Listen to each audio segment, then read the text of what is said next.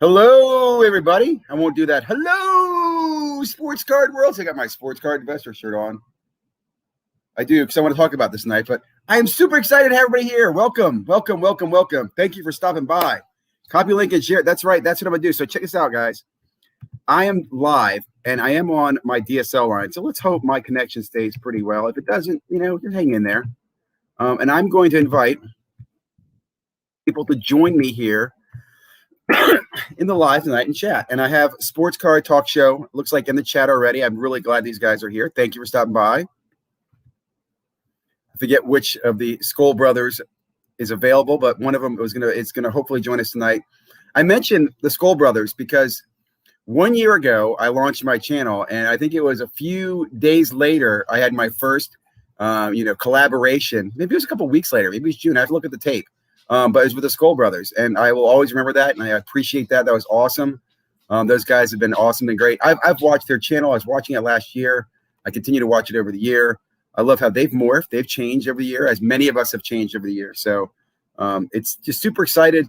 Tonight, I'm going to talk about some hot topics going on in the hobby. Hopefully other people can join me. We'll debate those and discuss them and take some input.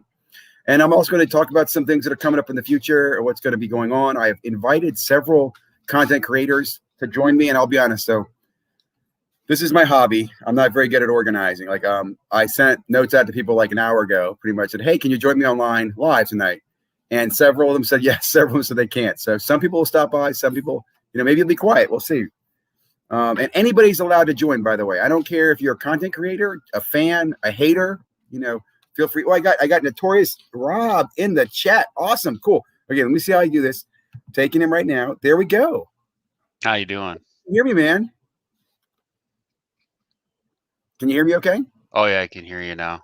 Right. Excellent. Notorious Rob, thanks for joining, man. I really appreciate that. How are you doing tonight? Where are you, first of all? I'm in BC, Canada. Super cool. Near Vancouver, just above Washington. Right. So just right now in my mind, I just put a face to the name. Now I know who you are. Yeah. We've been talking. Yes. So for everybody else who's out there, this is a good friend. I'll call him Notorious Rob out in British Columbia. We've been talking. I think we connected on LinkedIn as well. We connected on a few pieces of social media. Yeah. I was watching you, and you have content that I like. Thank you very much. No filter content, because a lot of people won't say those things, and they just need to be heard. Yeah. Well, if you have suggestions, you guys, and I'll say it to the audience. If you think there's something that should be said that you don't want to say, hey, let me know. And I'll check it with you. We'll debate it, right? In fact, you and I have done that. We've debated back and forth about certain topics and stuff in chat, right? Yeah. I love that about the group. In fact, there's so many, and I appreciate you joining, because there's so many people like you, Rob, who have been great friends to me, who've inspired me, who've kind of checked me or said things to me. One of them is Andy from Sports Card Investigator. I believe he'll stop by. He's been a great friend to me. God, there's so many people out there, and the names will start coming as I start seeing people join. But there's Andy right there. But yeah, man. In fact, the story I love is your story about getting the mega boxes. You got Prism mega boxes for anybody else in the freaking country. Yeah. Right. Yeah. Can you tell a little bit about that story? I don't know. They stocked maybe like 22 Prism mega boxes and tons of select blasters. And there's like 3 of us there, and we decided to split them, and we just went in once they're stocking and got them and left, and it was great. That makes me smile, man. That's a great story, because again, and as I pointed out, these guys are in Canada. Okay, they got I remember when you told me you had megas, I'm like, send me a picture. I wanted to see, because I want to see for 2 reasons. I want to see what the stats were like. What were they putting in the box? Yeah, and I was like, holy shit, are you kidding me? They're in Canada first. Well, with Canada, we don't get like any hobby, because for the most part, it's all hockey. So if nobody here, most of the shops weren't purchasing a lot. So Panini didn't allow anyone in Canada to get hobby. So there's not really much hobby box here. So the only stuff you can get is retail for basketball. So it kind of sucks in that sense. It's the only place you can get, and it's getting tougher and tougher and tougher to get. Yeah. I don't really foresee much in the future, but so be it. Is it the same crazy stories that are going on here in Walmart's there? And because you don't have Target, right? You only have Walmart. So there's no is it Myers? And no Myers. There was Target here, but it got shut down because it was kind of a shitty version of Walmart when they originally came here. So they shut them all down. That's funny. Yeah, there's just Walmart. So, and there's Toys R Us. Toys R Us does have stuff, like it's still alive in Canada. I think it's been bankrupt in the US, I'm pretty sure. But yeah, you're right. Toys R Us is gone. Yeah, so it's the only place to get stuff. So yeah, in that sense, you can't just get it from your hobby shop unless it's hockey. Of course, you get hockey from the hobby shop. Like this is Canada, so there's lots of hockey. Yeah, it's funny. I've gotten into hockey. I was surprised that hockey was excluded on the list here. I thought that was crazy. They didn't include hockey. Like I can't believe the Target people even know the difference between a hockey box and a prison box. Right? They're gonna look at it all and go, "It's just sports cards." So probably because it's. I mean, here it goes quick. Probably there it sits there longer. I've heard that. Like it will still be on the shelves after the initial rush. Yeah, we only get Series 1 and Series 2 as far as I believe in hockey. Yeah, there's Michael Ham. Michael Ham, what's up? Hey guys, please join us. I'll put that link back down there. Love to have people in here to talk with us and share your thoughts and comments. Michael, you've got a great perspective on this retail thing. Michael's down in Florida, and it's funny because he was breaking news about Target's policy changes as they were happening.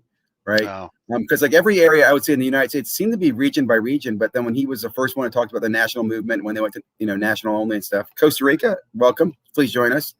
What are some other things that are kind of hot on your mind there, Rob, or topics that have been interesting? Hot on my mind. I don't know. It's hot on my mind. There's lots is hot on my mind. What kind of questions you got? Well, for example, you and I talked about the SGC interview. Did you watch the third interview with Peter? No, I haven't watched the third one. I didn't watch the third one. I've watched those first two, and then you sent me that third link, but I didn't watch that. I mean, like SGC Forever, as I've known it as, is great for vintage when they had like their they were great at 88 and 86 and things like that. I don't think that it looks that good, to be honest. Like the case, I just don't like the look of it. And I remember it being cheap before. For me, I still like BGS because it's a better quality slab. The 0.5 system I think is better. I think the label looks better. It's encased within the card. It's just so much better, period. You and I agree on the same things. It's so funny. I'm with you on everything. I will point out you should watch the video and everybody else should watch it. The reason is, and what you just said, Rob, he actually says, so Peter in this interview, it's an interview with Peter and Jeff, and it's about how did Peter get his job? Right. Okay. And then how did he go from where they were last year to this year? For example, Peter mentions that he started there in 2018 as an entry-level person. 2018. Okay. At that time, there were 8 people there. He said in the next 2 years, half the 8 people turned over. So that means that 4 people were still there. And I'm saying that because he talks about basically he would sit around with everybody talking about, hey, they could be, PSA, we could be a PSA. And he went online last year with Cardboard Chronicle and gave the interview, said, hey, send me your cards. We can take this. At that point, like you said, Rob, they were doing less than 10% of modern. Yeah. 10% of their business was modern. Most of everything they did was vintage. That's it. And they had never, he even talked about took a learning curve, understand some of the vintage, all the vintage stuff that came in, that their team was so ready for, other stuff. But my point is, he talks about how they scaled and how they grow so fast. But it made me think to myself, if he's been there and half those people turned around, what is there, 3 people that were graders? Right? Obviously, the graders have turned over too. Which I think is an important thing to point out is that there's no magic in this grading. And I think that's been my biggest. Let me see if I can move this around here. How do I do that? There we go. No, like this. There we go. What's up, Thomas? Hey, thanks for joining. What's happening, buddy? So it's funny Thomas is joining because Thomas is with one of these new grading companies. And I'll just say this. Look, I love grading. I'm not endorsing anybody. I just want to point out that there's no magic in it, right? And we've all seen PSA screw up. There's no magic, right? In fact, what was it? Andy has a story on his channel about where he had a card that he sent to PSA and said, "I want min 9 or don't grade it." So he got sent back to him. It wasn't graded a min 9. Somehow I think he submits it again. It comes back a freaking 10. What the hell's happening there? And there's so many of those stories like that. How are you doing, Thomas? Tell us where you're from. Doing pretty good. I know where you are, but tell everybody else. Originally from Cleveland, Ohio, but I moved down to Costa Rica about 15 years. I've been here for about 15 years now. So also known as Costa Rica Cards, one of the better artists that I've known or met. Really appreciate everything you're out there doing. We got some artwork behind me too, yeah. Thanks, man, for joining. I'm in Hawaii right now, so. Are you really in Hawaii? No, it's a green Okay. screen. Yeah, nice background. I like your background. Yeah, thank you. Yeah, no, I'm definitely not there. It'd be nice though. So we got 3 different countries. This is the international show tonight. We've got Canada, Costa Rica, and the United States in the house. So do you think Panini's sending all the blasters up to Canada? That's a lot. That's a lot of stuff, huh? Well, what I had heard is that Ontario was in a shutdown and they weren't allowing you to buy, say in Walmart, you couldn't buy anything but groceries. So people were saying that, because they can't sell the product, that MJ is just sending it to all the other ones. And for how much they got, it kind of seemed like that, because in the past, I've never seen that many. I was happy, obviously, but yeah, I don't think it's, with Panini, who knows? There could be 100 megas next month, but, I don't see it keep happening, though.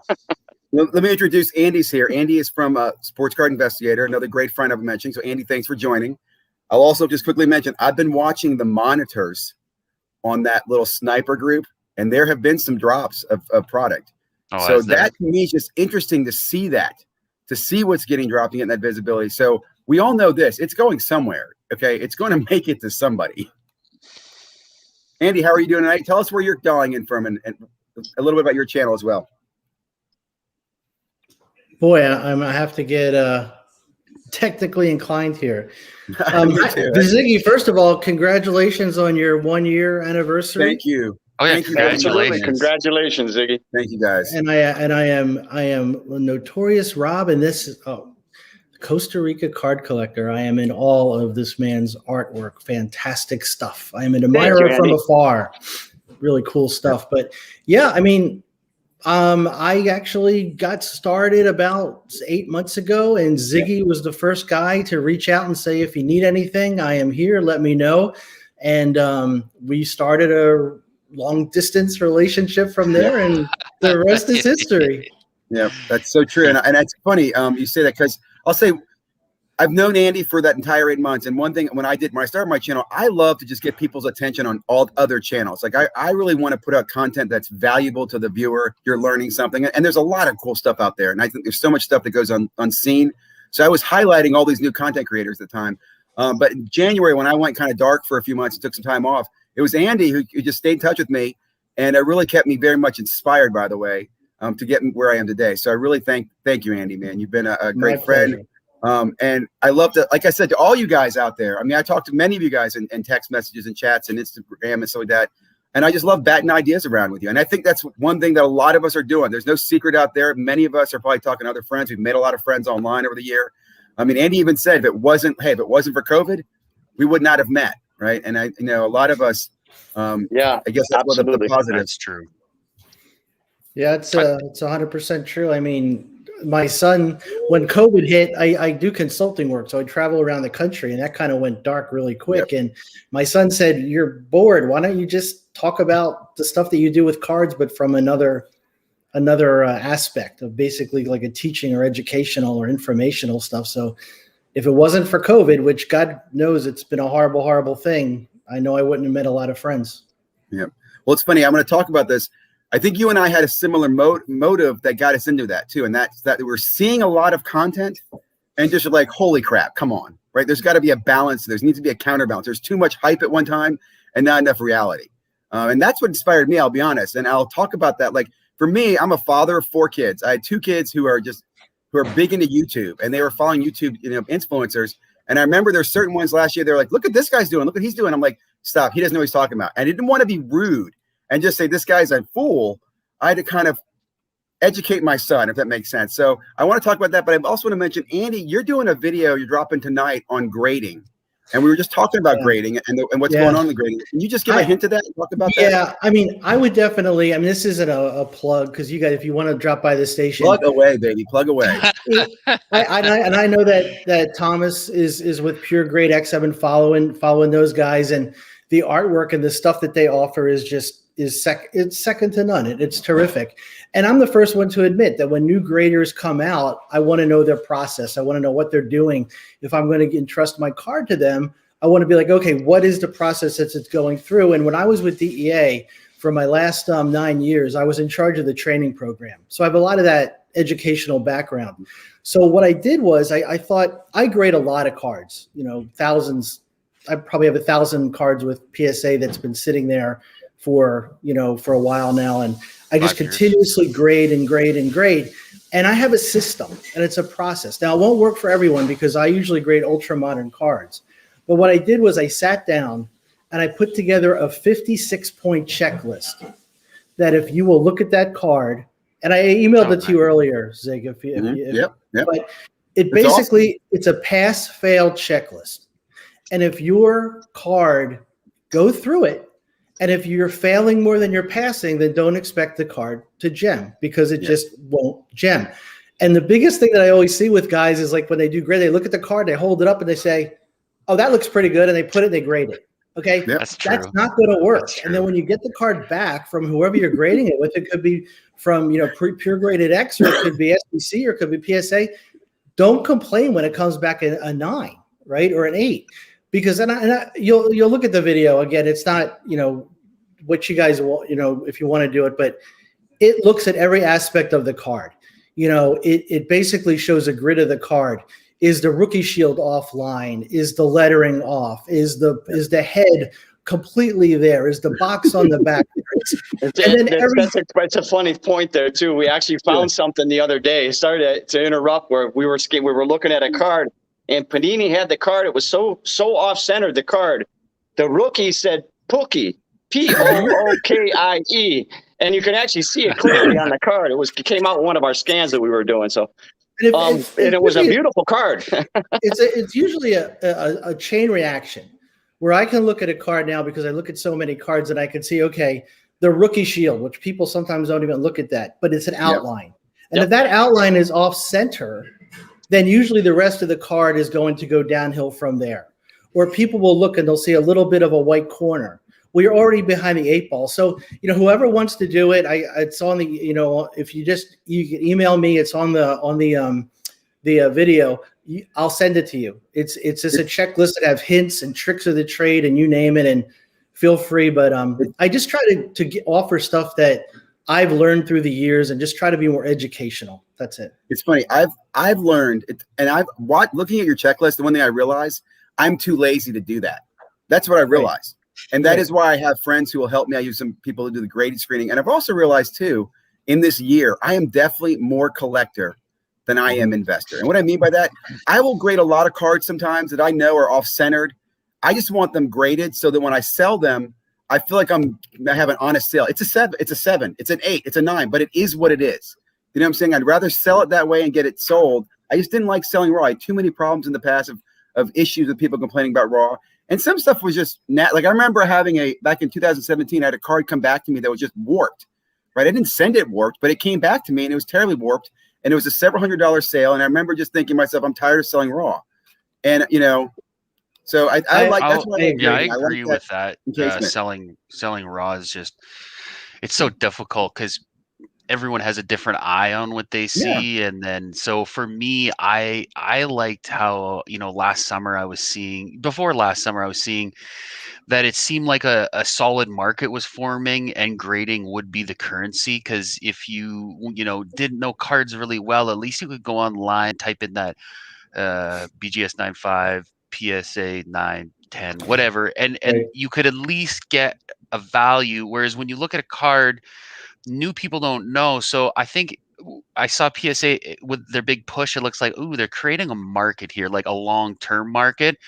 And, so I sent in 75 to BGS, and then I sent in, 75 to PSA, and then more to BGS, and just to get both of them. But, I was only sending to PSA just because there was more value there, not because I thought they were better. But it's kind of a natural thing. It's like you want to get the most out of your cards, and PSA is giving you that. But I'm definitely not happy that I sent to BGS because I still really like them. And I need to try more because I have some more cards. For me, they're not worth more than $200-300, so they're not worth it to pay big $100, $200, $300 fees on. So I'm also in the stage in this last few months where I'm trying to even figure out who am I going to send my cards to? Like, who am I? Which out of all these new companies are going to be the winners? Because not everybody's going to be a winner, right? And so that's been hard for me, is to figure out. I don't want to send to PSA anymore. I just don't want to feed that beast. I would rather go a different route. Rob, what we're seeing, I want to step in and tell you a second. What we're seeing too is a lot of people are sending us their personal cards for their personal collection. To grade their cards, to have them slabbed and have them in their collection. It's something if you're going to have it in your collection and you don't care about the value. I have a lot of cards in my collection. I don't care about the value. I have it slabbed because I want it protected. So, the direction now with having a beautiful slab with some artwork at the top and to match the card, it's something that we're seeing that the collectors are really responding to. I like that. I like that with the artwork, like HGA. When I saw HGA right away, I knew people were questioning. I was like, oh, that looks cool. Like, it just, because the background matches the card. So it aesthetically just doesn't make the card look better. It's the card and the slab together make it even better. And I haven't seen a video with Pure Graded X or your cards, but I would like to see them, because that artwork, I think, makes a huge difference on the card. It just looks better. I will say, from an outsider, the artwork that I see with Pure Graded X, it's remarkable. I mean, it's absolutely incredible. So, I mean, if I have a card that, for my personal collection that I want to just save and have it forever, and I know it's going to be, a limited edition, or I could tell Thomas that, hey, what does it take to make this a 1 of 1? Then to me, it doesn't matter, because I'm not reselling the card. Yep. And I think that in terms of collection, for collection, I agree. exactly. Yeah, as collectors, I like that. Yeah, and I think that's a big. That's one of the things I love about what you guys are doing. Honestly, is that you're catering to the collector, and there are collectors who are passionate, even to the point where I know you guys mentioned personal finance dad, or you're working with him on like a case or something like that. I think that's genius. I mean, I even go this far as say I think that's really good for kids. Right? Because here's another thing. How many times you want to open a blaster with your kids, and then there's some decent rookie cards there, they want to go ahead and play with them. Well, show them how to slab them up right away. We're going to slab up 5 of them real quickly in these little cases that just lock for them, and they got their little label, and let your son even self-grade it. What kind of grade is this, son? Oh, it's an A. And then he can go play with it. Right? Do it yourself involved at that young age.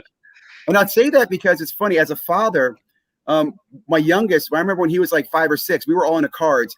And he wanted cards, and every card he'd have, he would crush. So what we did is we graded some cards that were just some regular, generic base cards. This is when grading was cheap, by the way. And we had some Curry stuff, and he had his own graded cards. And then we even rubbed the edges so they're soft, so he could even nub on them if he wanted to. I think it was 5 at a time, which made me think to myself, you can make a teething thing for your card as well, right?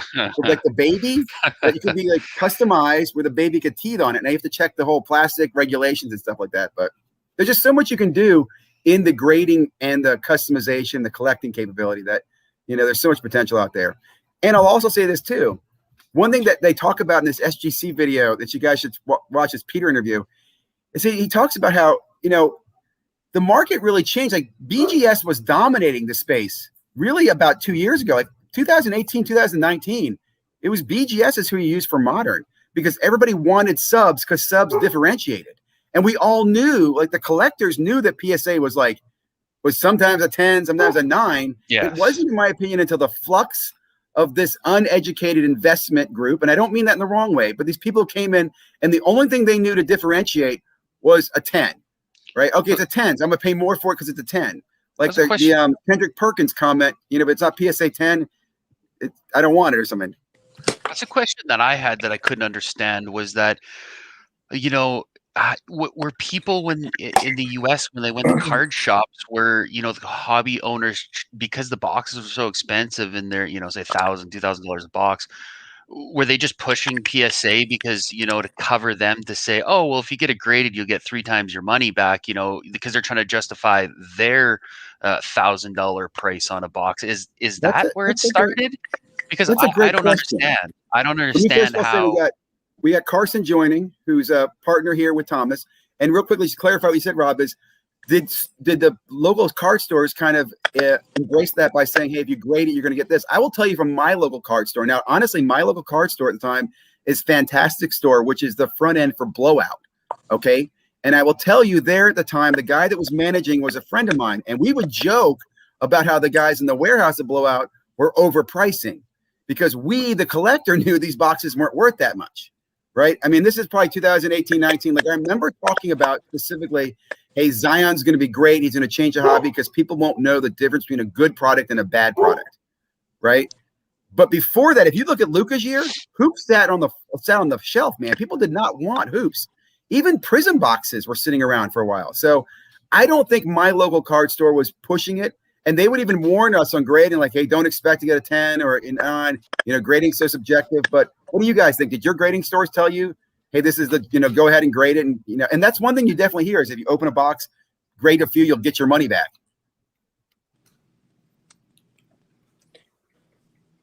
Anybody want to comment? I'll comment because that's what I did for the last 6 months. If you find retail, it is possible to just submit stuff and make a profit doing it. At the prices of hobby right now, I mean, so whenever we start our company, I looked at the value, what a custom label could do with the value, you know, just the beautification of a slab. What that could do to beat PSA 9s do not sell for hardly anything in the modern card market. When they're graded, they all come back. All the 9s come back. And these basketball players, they don't sell for a lot. And so what I thought about when we started our company was to, you know, how can we help the people that are, you know, being sold on grading, being sold into breaks, being sold into, you know, just buying cards in general right now from, you know, all outside sources of influences like Gary Vee and all those people. They have good intentions, right? Because they want to get people in and help them, you know, make money from their investments in the sports card hobby. But what ends up happening is that, you know, they do this, they go off, they don't know exactly what they're doing, grading a card, or they listen to somebody that, you know, is just using the, I guess, method that they were told, you know, and they don't actually have any real knowledge of what to do. And they get back these 9s that they pay, you know, $25 or $20 to grade. And, you know, if they're modern rookies coming from a lot of these hobby boxes, they sell on eBay for $30, even in a PSA 9. And you basically break even on almost every card that you send in. And you're supposed to be able to pay for that, like make a profit that covers the $2,000 hobby box on top of that as well. It's just, you know, that's kind of where we want to help people do that. So like, that's kind of how I look at it. I make money grading, you know, Prism Draft, Hoops Premium Stock. I don't even remember what else. Donruss football, Mosaic football, Mosaic basketball that I found at retail, submitting it to GMA and was making, you know, decent money for, you know. And you're selling on eBay, correct? Yeah, selling on eBay, yeah. And that, I mean, it's possible, but I like to think like whenever retail, like they're going to have to adjust the price a little bit if they bring it back into the stores, because like one, they're not going to bring it back at a giveaway price, because at $19 a blaster box, well, it's, man, you could pull one decent card and get a 10 on it out of that box, and you're more than likely going to pull 2 or 3 decent cards, and you're going to make $150, $200 easily, no matter who you're grading with. Let me pause you real quickly. We'll let you know that Panini did announce blaster boxes are going up in the fall. You'll see them hitting $29. I don't know if it's going to be a big deal, but they are going to be $29. I want to introduce one of the Skoll brothers, by the way, from the Sports Card Talk Show here. I forget which brother you are, man, but thank you very much for joining. One of the first shows I was on, one of my good friends. Welcome. Hey, Ziggy. Lauren Skoll. Lauren, tell everybody where you're from. You're up in Minnesota, right? And tell us a little bit about your channel. Duluth, Minnesota, up here in the Great White North on the tip of Lake Superior. And it's a beautiful day here. Awesome. I've been enjoying the conversation. As you know, I am purely a collector. Yes. It all. So obviously it's a fun conversation to have. Actually, are you grading? Huh? Do you grade? You do grade. Okay. Speaking of, I mean, I have slabs. I buy a lot of slabs. I've got a BGS Fran Tarkenton. Nice. I've got a SGC 5 Fran Tarkenton. Very nice. I've got a PSA 5 Fran Tarkenton. And to the Canadian guy there, I've got a. Where's your hockey cards? I got a KSA 6.5 Fran. KSA. Yeah. KSA. Yeah. Yeah, and KSA, unless you're collecting hockey cards, you don't know what KSA is, right? Yeah. KSA's the one thing with KSA is reading Michael's comment. Yeah, I don't like KSA, but yeah, I know what they are. That's what I'm trying to figure out, Michael. I think we can hit 8. I don't know. It's funny. I'm going to tell you this too, by the way. Andy gave me the idea for this because we were watching a lot of shows where we start talking and you'll see the chat just lighten up, right? And I'm thinking, get the people in the chat into the camera, man. You know what I'm saying? Because there's sometimes some great conversations going on in the chat. And, the two people are they're off. Then they miss it. They don't know what's going on. So Andy's like, you should try to get 8 people on there. I'm like, let's see how many people we can put in there. So I don't know, Michael. We'll see if anybody else can join. Hey, Ziggy. Yes. I want to say, so I only hopped on here really for one reason because I got to go. I'm sitting here. No problem. Thank you for got back stopping from by. a baseball tournament, and I wanted to hop in because I saw he was asking questions about our slab. Let me see if I can show him some of them. This is a Ronaldo. This is a custom label here. It's a card match. You can see basically you take the background of this and put it into here. I only had a couple sitting right here. This is just a standard label card match. This is a Kobe silver refractor here. And you can see just basically match the, those look nice. Those do look nice. So right now we have from our plastic company some samples. We're going to get a mold cut in the future. This is an auto one. You can see our auto grades on here on the back. Very cool. And you can scan this right here. It goes to our pop report, which it's a spreadsheet right now. It's being upturned, and everything you'll be able to just click on the eBay link on the end of it. It has all the subgrades. We don't have subgrades on every single label. They can be put on as a custom, or we put them on the 10s, so you can differentiate. Basically if it's got 3 9.5s in a 10, or a 9, a 10, and 2 9.5. Wait, no, that's not a 10. Sorry. Yeah, that's not a 10. Hey, Wizards don't have to do math. Don't do the math. You better get your math right first. Wizards don't do. Hey, I'm not the guy that checks over the math. He's in the chat now, Alan. It's okay. I tell you, my tip is I think you should just do point. I think you should do 0.1s as well, not just 5s. Like I want 0.4s and no 0.95s on the final grade. Like PSA does 10s and 9s. That's it. But that's just the way everybody's got their own thing, man. That's what I love it. Yeah, LaMelo, yeah. You just showed the LaMelo. That one came out nice. Oh yeah, definitely posting those up, man. Will you be able to do because the other thing I have is some really nice booklets, right? And I've seen cases come back from BGS that are awful. They look like they're huge. Like, what are you gonna do with them? They're way too big. Like, you can't store them in a box. I'm sure your wife or girlfriend doesn't want to see it on the wall.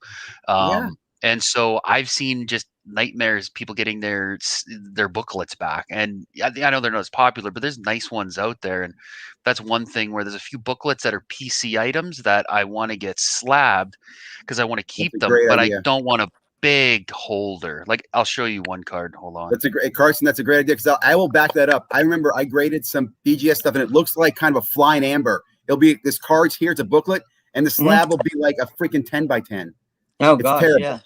So that is out of 10 from the cup, and it's from the draft board. It's the draft board from the draft that he signed, Sidney Crosby, piece of the patch out of 10. But, it needs to be in a slab, just, protection for water or whatever. It's a PC card and I want it, but I don't want something huge, but I do want it protected, Yeah, and so that's great. And but there's quite a few books out there, and so I think there would definitely be maybe not a huge market for it, but still I think they'd be just an option to be able to do it.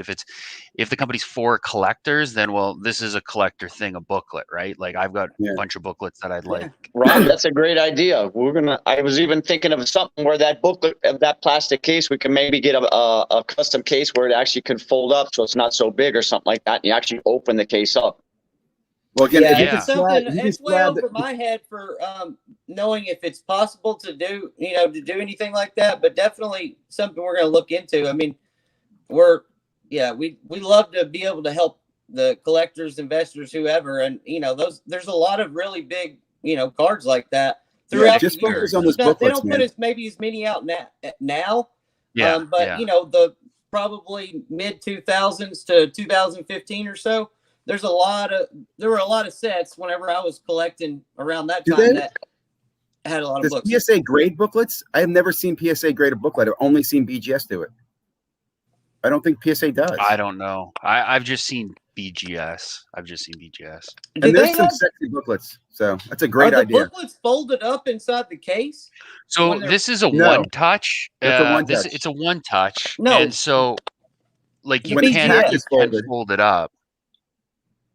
I thought And the there's- booklets, when they're graded, they are folded up. And No. No. They They leave them open.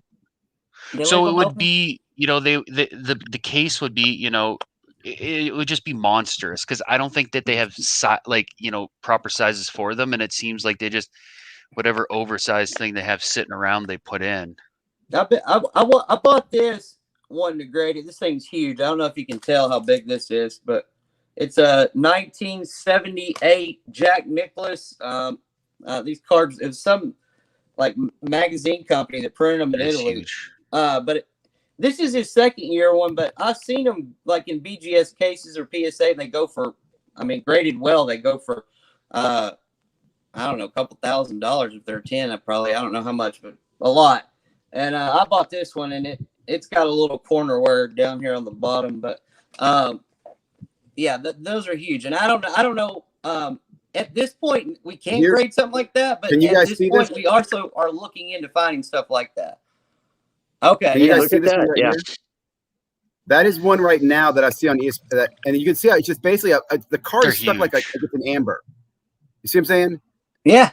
There's the grade. There's nothing special about it. There's so much space there. It's just clear that you can do so much sexy there with artwork. But it's normally just a book. Or just make it smaller because we all store things and we need a standardized way of storing things, and that is just so huge. That's the problem, is like storage, Yeah, so take a look at those guys. That's a freaking excellent idea, Rob. That's $1 million idea, man. I think probably. Are you paying the $1 million or? No, Yeah. someone's going to make $1 million off Yeah, that. I'm just saying, someone's Rob. gonna, it's always good. Michael think says a good thing the you PSA could does do not with that, have Ziggy. does not do slabs with that. So I don't think PSA does them. PSA, like I have some goal line art cards that are autographed and PSA certified, and they do make a like 8x10 size. 8x10. Those, yeah. And I've seen postcards. You're right, and I've seen like other things that have been slabbed by PSA. So you're right. They do have big pieces of plastic. You could look into it. There's a lot of artwork you can do with that, though. Definitely very cool idea. Yes. Hey, thanks for having me on. I'm gonna hop off here. I gotta go. No problem, man. Thank you for stopping by, man. I Talk to appreciate you later, it. Carson. See ya. See you, bud. Because Take care, buddy. CSG grades all sorts of stuff, including comic books and all that stuff too. They could get into that game as well. Yep. I feel like Yeah, they you just grab the slab sitting around and they're like, "Oh, here we go. Let's just throw it in." Because I've seen ones 10 times as big as the one Ziggy was shown in Facebook groups, years back, maybe 3 years ago, and people are like, "What am I supposed to do with this?" It's 8 feet by 8 feet. Like nobody wants it. It's just the guy that that's gets something it. we have to consider and come up with something better than that. That's something that we can look into. Absolutely. Absolutely. And We're then, do working you right now remember- with a plastic company right now to do a custom case. So What was that? Remember that repack product that was out there a few years ago that was a slab where they'd make their own thing? Do you guys remember that? God, what was it called? They made so much fun of it a few years ago because it's basically a piece of trash now. It was a self, I think it was called the Gold Card or something like that. It started as a repack product where they would take like a autograph and a relic and they would encase it and they would get it re-authenticated, and they were like gold bars. Something like that. I'll look for it on eBay in a little bit. And then like a year or two ago, they came out with some for like for Porzingis' rookie year that were horrible. Like they were so bad it looked like their kid had made them, and the company lost a lot of value and stuff. No one remembers these. I'd never seen them. No, Probably that's why. They were big on the I know a lot of breakers, but I'll find one in a little bit when I'm checking eBay. Another quick thing, and I want to talk about or just start discussing. Do you guys use ComC? Are you ComC users? And you do not, Andy. You don't use them. No, never use them. What are your thoughts of them? Because my first video was about them, and I really like them. But I was watching some stuff. They've gone through some struggles in the last year, man. Are you still enjoying them? Do you still use them? No. I don't need. I'm very patient. I'll request a shipment like once a year, and then the last shipment I request. As soon as I make that request, then I want my cards. And now that it's taken like 3-4 months, it drives me a little bit nuts. But I just have to make that request 3-4 months early, But I've bought 15,000 cards off the site, I think is what my count is right now. But that is a lot off there. ComC is my dollar bin. Like I buy a lot of commons off, or cards that I don't want to pay the $3-4 shipping for. Yeah. And stockpile these cards and have them delivered to me all at once. And then it's almost like when I get the package, it's a time capsule of what I was really into. Months ago. Like, yeah. And I always buy cards I love. So yeah. I agree with you. It's funny you say that because I heard a lot of people complaining.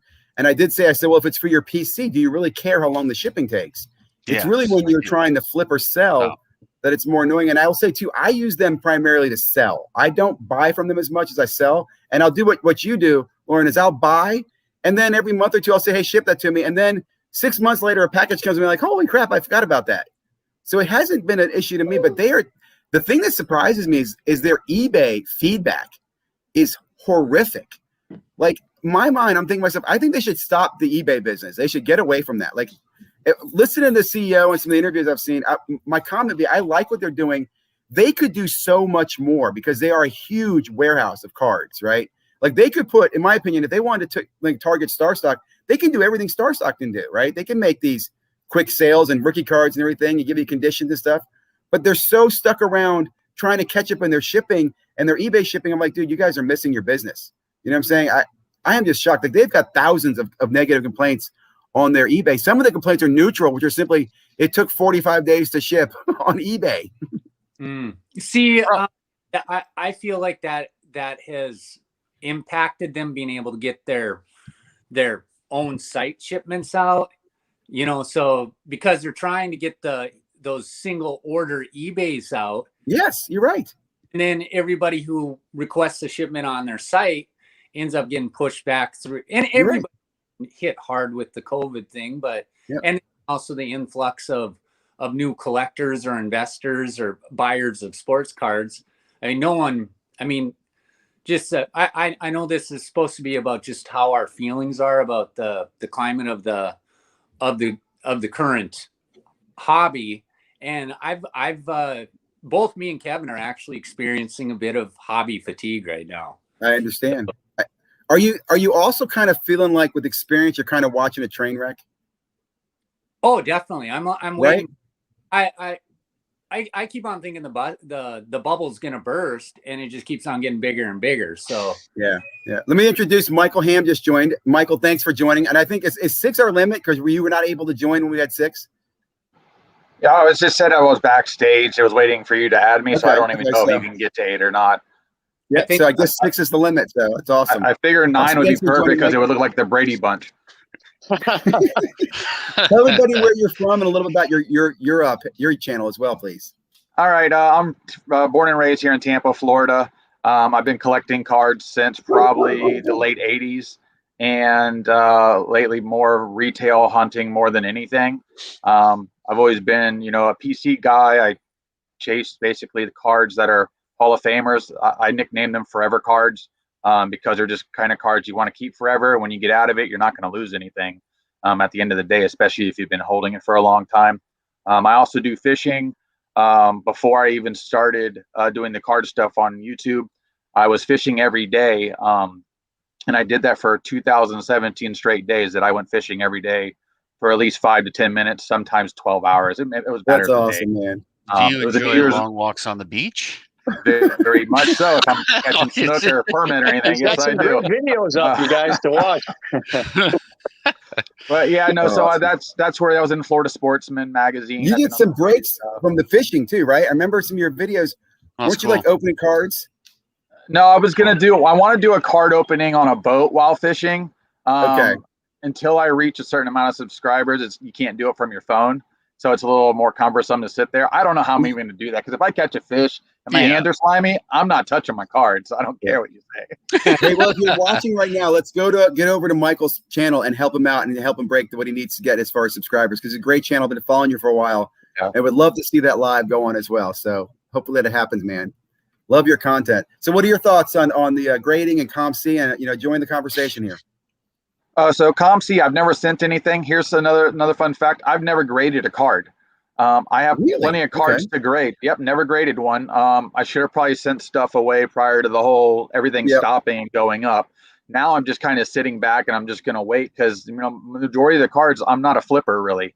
I'll get rid of cards I don't like out of a break or something like that, and trade for something else I may like, or just move that and then use that money to go right back into a break or retail, or chase a card that I really like. And that's pretty much how I approach the hobby. I never stopped doing the hobby like a lot of people did and then jumped back in. I was the guy that I could go to 12 Walmarts and get as much Bowman Chrome product as I wanted in 2006 and Target and just make a day out of it. I would do that, chasing certain stuff. And there was no lines, no waiting. Obviously, just walk in, grab what I want, and walk out. And then it just kind of blew up and just became, you had to enter the game differently. And, you had to wait. When did it blow up to, Michael? You had great insight there, because I'll tell you, for me, I remember getting in 2015, and at 15, you could find products pretty much everywhere. Like my favorite product in retail was Excalibur, and we would chase Excalibur in places because that was hard to find, and it was the first, like, my kids could buy it and had a patch and an autograph. It was game changer to us, Excalibur. And it wasn't until 17 that Prism even got hot, and that was with the Alonzo Ball. And even then, it was only by Prism and Bowman. Everything else is crap, right? So can you talk to that? Well, even in 2019, for instance, when 2019 basketball started to pick up, obviously, because of the previous year. But like Prism football, I remember still vividly in my mind walking in, and there would be a hanger box display of 50 boxes, and nobody would buy them. Yeah. And then literally overnight, boom, it just switched. And the Michael Jordan documentary is really what pushed cards into another direction. People had no money to spend anywhere else. It kind of got hot. The right people started talking about it. The next thing you know, the market explodes. And my thing is with the hobby is I feel like there's too many different directions now. I don't even know what to do anymore outside of just my basic stuff. Am I COMC? Am I here? Or am I, Pure Graded X? Am I PSA? The amount of availability out there is just starting to get to the point that I just stand back and be like, okay, I got to wait for enough stuff to settle before I even do it. Even at retail, getting up in the morning every day, when Target, prior to them going to the Friday, my Target would stock anywhere from Monday, Tuesday, or Wednesday out of the two that I would go to. And then my Walmarts would stock Wednesday, Thursday, or Friday. And then sometimes Saturday. So I was literally at least 4 days a week, up at 4:35 in the morning, and then I try to get back to take my kid to school with my wife, just because it's kind of like a little thing we do, and I want to enjoy it while she's young, because another couple of years she's going to be like, get the hell away from me, I'm on my own. So I'm trying to soak that in now. It was tiring, I was spent, and then I like to go to yard sales on Saturday and hunt for stuff too. I just kind of had that hunt mentality, whether I'm chasing cards, fish, or just something else. That's awesome. I've always liked that. And, it was wearing on me, really a lot. It really was. And even Walmart still is a little crazy, because like a little story this past Friday when my Walmart was dropping, there were these kids out there that we've never seen before. So I kind of like, hey, how you doing? What are you here for? Like sports cards. I'm like, well, the store we share, if you're first, we just kind of pass it back, and obviously you get the overflow, blah, blah, blah. He's like, oh, I don't want no trouble here. And then of course, 30 minutes later, his buddy just walks up to the group and sits down while there's a line of like 4 other people. And I'm like, listen, you got more people coming. I'm just trying to figure this out, because, when somebody just shows up out of nowhere, blah, blah, blah. And they gave us the whole, he was here earlier. I was like, this one guy's been here for like 3 hours. So he wasn't here earlier. But, we go in there and they blow right past the card section. like they don't know what they're doing because they didn't know what they were doing. They were only there because their buddy at Walmart said, "Hey, sports cards are hot. You can flip these things. You need to get here early and get in line." They didn't know what they were doing. They were looking for football and basketball. And our drop this week, no football, no basketball. They bought nothing. They spent darn near the night there. And I offered them the UFC Prism box. I was like, "Hey, this is good. No, I'm only here for basketball or football." Okay, so I grabbed some Bowman with the rest of the guys. We split the UFC and on with our day. Wow. Well, that's good. At least it does show. I'm surprised they didn't get anything. I mean, I don't understand that, but I don't either. They just don't know. They were there on somebody else's information. They weren't there because they were collectors. They were just there to try and make a buck. Yeah. And again, I'll be honest. I've chased sneakers that people have told me to chase before. I've chased, cryptocurrency people have told me to chase. So I've been with those guys. Like, what's the fear of missing out for? What am I missing out on? Right. In fact, I think I got cheaters when I drive by Walmart and Target. I look and see, is there a line? Am I missing something? No. Yeah, exactly. Well, that's so funny too, because we'd be in line waiting for cards, and some lady just walks up and she's like, "Well, what are y'all waiting for? Should I wait?" And I'm like, "So you're just gonna wait because somebody's want something?" It was just a want. It had nothing to do with what it was really about. I was just like, "Wow, this is kind of crazy right now that you're just it's." Target made it bad because they made every Friday Black Friday. Yeah, they created this monster. Yeah. And I have a little bit of insight on. Well, I had a little insight on Target because one of my good friends is a Target manager in one further north of me in another part of town. But I don't really go to that one, so I'd be like, "Hey, what's your drop look like this week?" Or because at that point I would either have to go to Walmart or Target. I had to choose. Was he getting the same stuff store wide? Could he tell you store wide, or he didn't know? Each store was different. You didn't know. Do they care? Do the managers care? And what I mean by that, do they care if the product's sold there or not? Does it affect their bonus? Do they have to pay more money in labor? So remember this with cards. Walmart and Target don't make any money off the sale of cards. It's all about shelf space. They basically sign a contract for how much shelf space is available for them to put product out. MJ Holdings, Excel, they front the bill for the cards. So they're the ones on the line for it, not Walmart or Target. So they don't even care if somebody's stealing. Does the manager look at this? Oh shit! I got to staff more people on a Friday morning. It's going to affect my Does that bother them that way? It's got to, right? Hugely, because my buddy, he actually mans one of the registers because people always try to argue who's first, second, or whatever it would be, and he was pretty strict. He's like, "Listen, I'm going to tell you one time. This is how it's going to be," because people complain, "Hey, I was next in the virtual, not this guy." He's like, "I'm going in order. I'll show you the thing." And he's like, "If you have a problem with that and you get out of hand one more time, you're not going to be allowed to buy cards in the store ever again." He basically put them right in their place. Like, "You're going to be on lockdown. I'm not dealing with this." He hated it because he was using up 2 to 3 extra staff for, an hour to 2 hours. And it was just, it's not what they're there for. So it was very cumbersome on them, and they don't like it. None of them like it. I mean, I used to hear the staff talking, crap about the people standing in line like we're all like these crazy hyenas out there trying to kill something. Kind of. Though. I know that. You know what I mean? But like in my store, they would walk in, they would look at you like you're freaking crazy. Like, why are you out here? I'm like, I understand. I know I look crazy. And one of my talk to is like, "You ever wait in line for concert tickets?" And she's like, "Yeah." I'm like, "It's just the same thing. We all do stupid things." What do you think will you get any insight? Do you think they're going to bring them back to the stores and random them, or do you think they're just going to stay online? My original idea was to the store, to the manager. I was like, "Why don't we do a virtual random where it doesn't matter what time you get here in the morning? Whenever you get into the virtual, they randomize at 8 o'clock. You get a text message on your phone. You come and get your cards." That would stop people just from trying to get there early to begin with.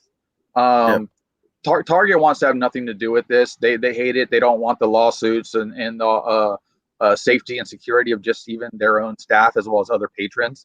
I think in certain areas there was very not the greatest group of people hanging out outside. That was very off-putting to the store. That was an issue. Obviously, we had the gun pulled here in Florida, which it made sound like 10 people got shot at 10 targets. There's a little more to that story. That guy was trying to defend himself from 3 other people that got rowdy with him because they were just talking crap, and he didn't like it and said something, and he happened to have a gun on him. And he pulled it out because he felt he was going to get jumped. So it shouldn't happen to come to that anyway, whatsoever. But like right now, Walmart, would stop anybody from sleeping overnight.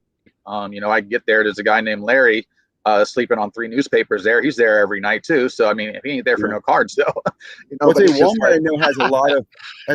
I know I have a friend who worked at Walmart. He says there's just so much, and it doesn't mean the wrong way. There's so much potential for corruption in the Walmarts. Yeah. Because there's so many employees who work so many different divisions, and it comes at different times. So, it's the vendors is the problem because Walmart's closed until 7 a.m.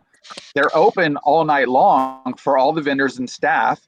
Plus, registers are open because they allow them to get food and drinks. And if you work there and you want to shop at night because that's your time, you can go in and grab your groceries and walk out. You can buy it at night. Yeah, exactly. Anytime. The rule with Walmart is if it's on the shelf, it's for sale for you.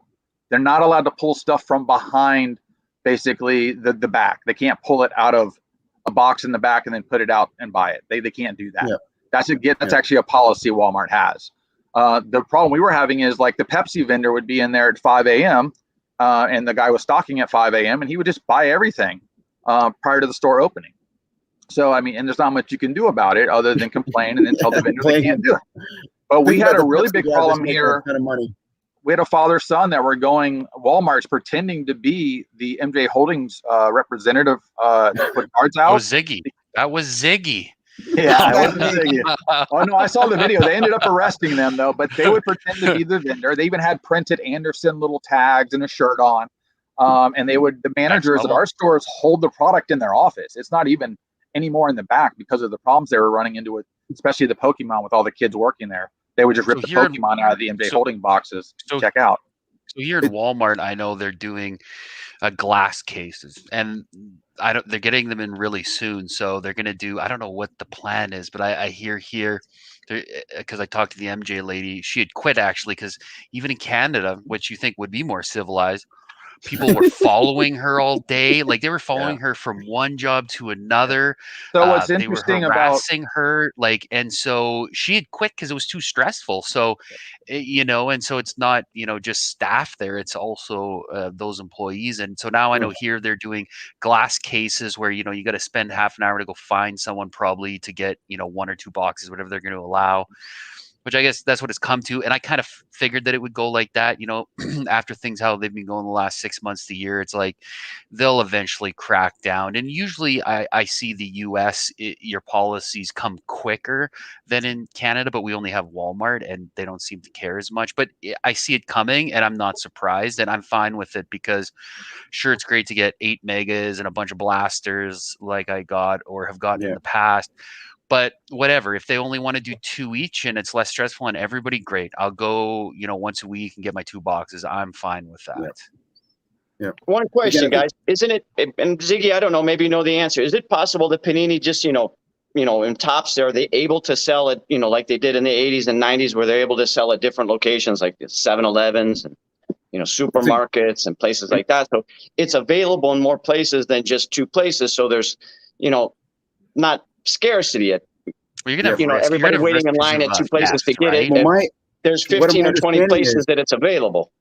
My understanding is right now they've got contracts with MJ Holding and Anderson or whatever, and those companies have looked for alternatives for distribution because I have seen it pop up in the U.S. Someone talked about recently. I think a Rite Aid. The drugstores are getting this stuff. Dollar Trees are getting stuff. So it is finding, and I'll say that kind of reminds me about the 90s, right? It's getting to the point where it's going to be overprinted. And in fact, if you listen to the interview that DJ from Panini says, his comment is, he says, I could make 50% more product and the market wouldn't notice. It wouldn't impact the market today.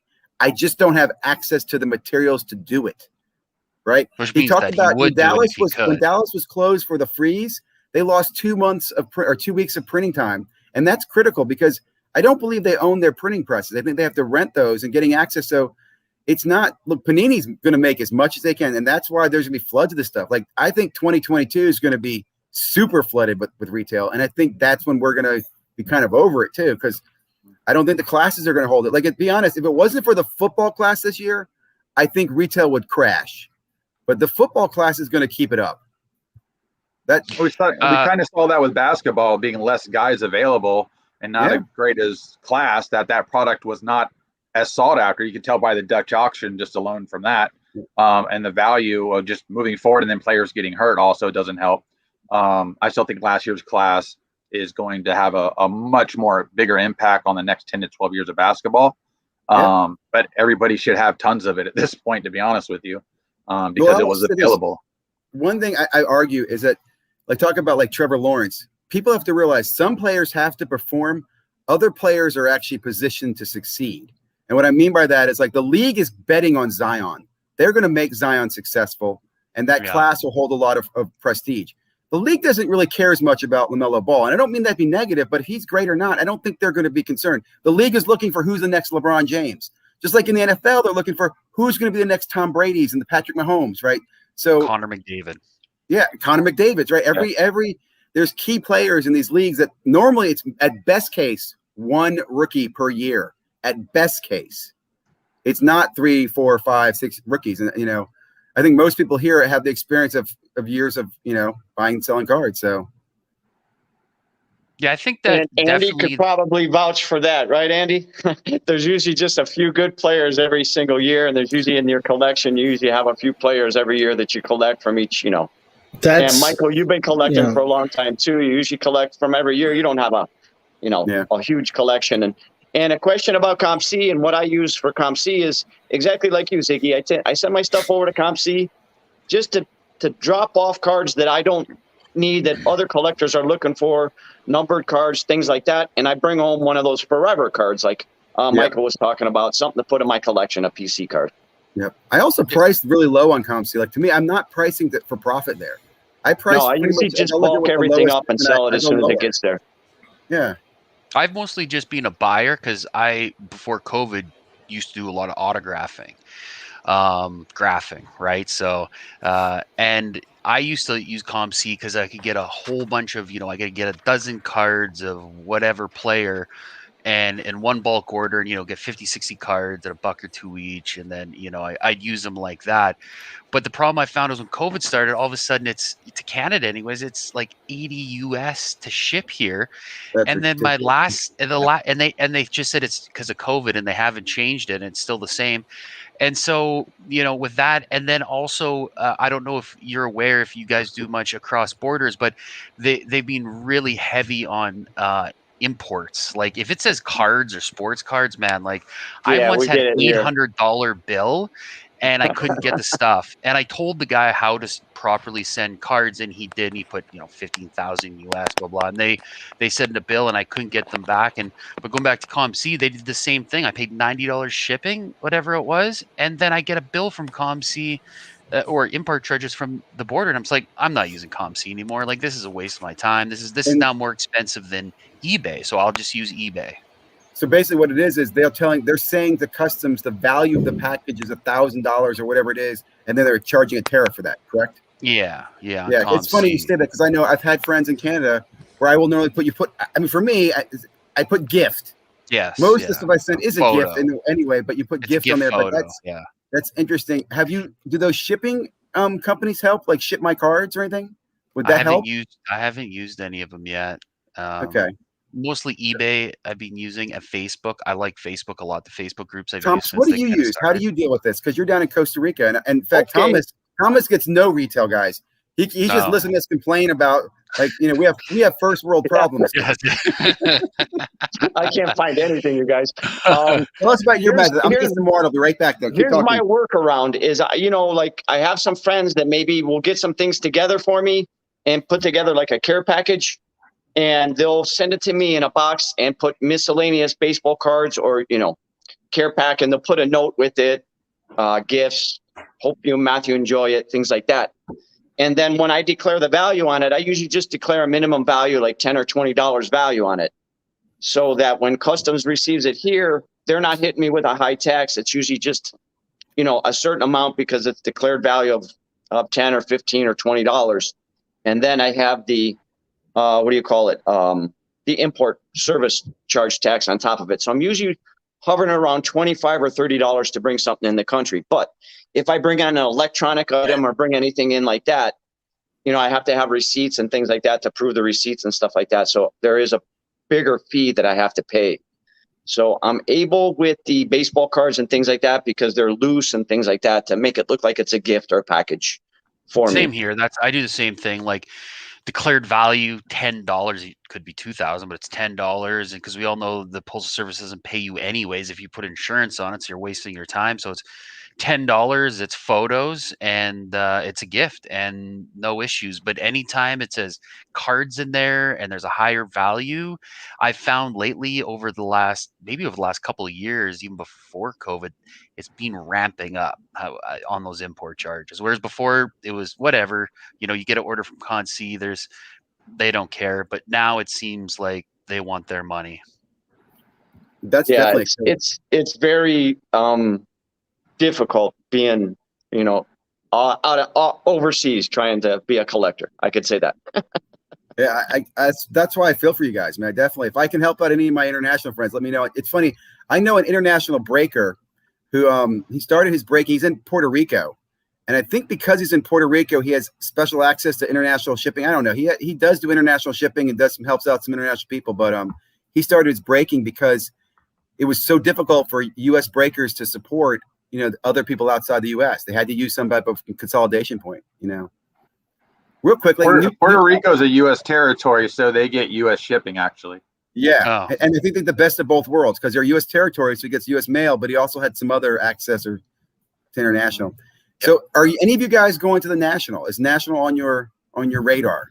I would like to. Shoot, I wanted to go to Dallas coming up just to go mess with everybody, but I don't think that I'm gonna have the time. National maybe, because that gives me a little bit of time to think about what I can do. I have a guy down here that he's definitely going. He's already talking about getting an Airbnb with a group of guys. Nice. With Boris and a few of the other guys here in Tampa that do stuff. So I'm going to look into that with him and maybe go with that group and make a week of it. That'd be awesome. I would love Andy? to. If I don't make it, I'm probably not going to make it this year. But if they show in Cleveland next year, I think there's a show in Cleveland next year that's planned. I would love to be at the National next year in Cleveland. I think it is planned for. I'd love to be up there. Andy, Rob, either of you guys thinking about it? No, just because right now traveling with COVID with Canada is quite strict. And you have to stay in a hotel for 3 days and you have to pay money. And so it's really expensive. And so and busy with work. It's just, once there's more vaccines and travel's easier, then it will be more of an option. But right now it's not really an option. Are there local Canadian shows going on? Like in the US, it seems like they're blowing up here. Everybody has a show every weekend. No, because the restrictions here seem like, we're still, Ontario is shut down still. And so where I'm at, maybe 40%, I think, of the nation has gotten their first dose of vaccines. So there's not a lot of vaccines here and stuff. I giggle because they're being really cautious, which I'm fine with. So there hasn't, there's no, if you go to a restaurant, it's only on the patio. So there's no shows right now. I follow Jeremy and I was wondering if he's going to come down. He talked about that because then he said if he does come down to the show, he has to quarantine going back. Yeah. I do know Jeremy from back.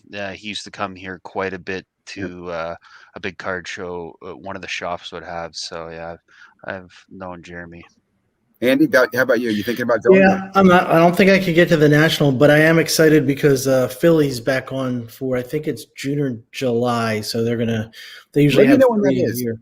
I will have 3 a year. I think this one's in I think it's July, but I'll let you know. You can come down for it.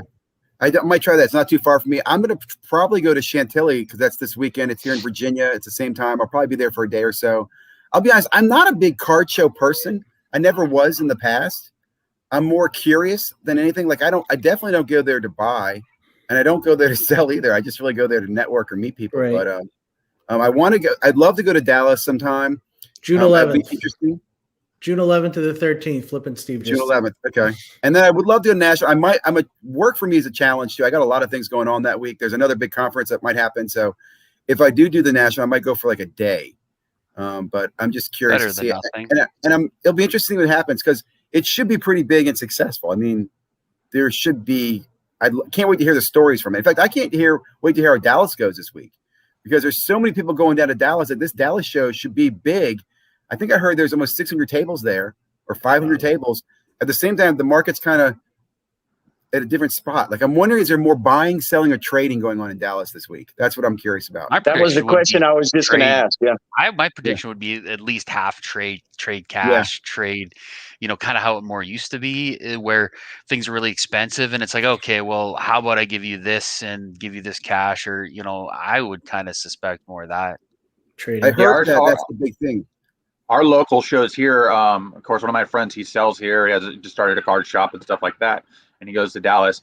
One of the things that he says is it's usually people looking for big cards or rare stuff, and everybody that wants to trade, they want to trade 5 or 6 of these cards to get into one good card. And that's kind of what's going on in the market right now. Is people are trying to get out of stuff that either is dropping or is no longer extremely desirable, and they're trying to get into Kobe or LeBron or Jordan or something like that. They're going for more of an elite card than they are anything else. I go to these shows, and honestly, I'm in the $1 to $5 bin usually, unless I'm chasing a card and somebody has it at a good price. I just kind of shoot the shit with everybody and, and try to enjoy myself. And just, 3 hours goes by in a blink of an eye.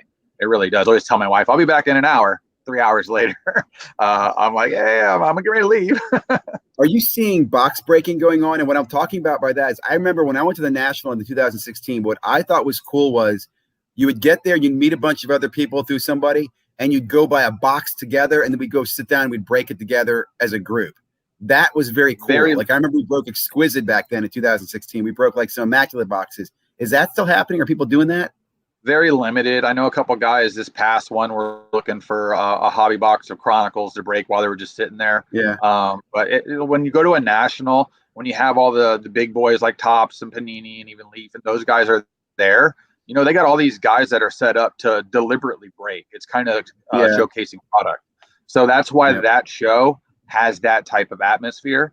I've never been to one, but just watching it and knowing people that have been there, this year should be the biggest National ever, with the way the market is right now, and the amount of cards. I mean, I don't know how many millions of dollars of cards are going to be there at one time, but it's going to be pretty crazy.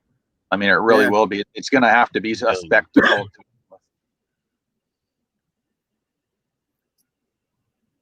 So anybody hitting any local card shows? I know, Rob, you don't have any coming up, but anybody hitting any ones besides the ones we talked about? Anything local going on in your areas? Mike, you said there's some stuff in we have one. We have one in Tampa every month, one in Clearwater, one in Seminole, part of St. Pete every month. There's one in Apopka this weekend. We have Miami show that's starting to get bigger and bigger just because people are showing up to it. Plus, people like to come down to Florida.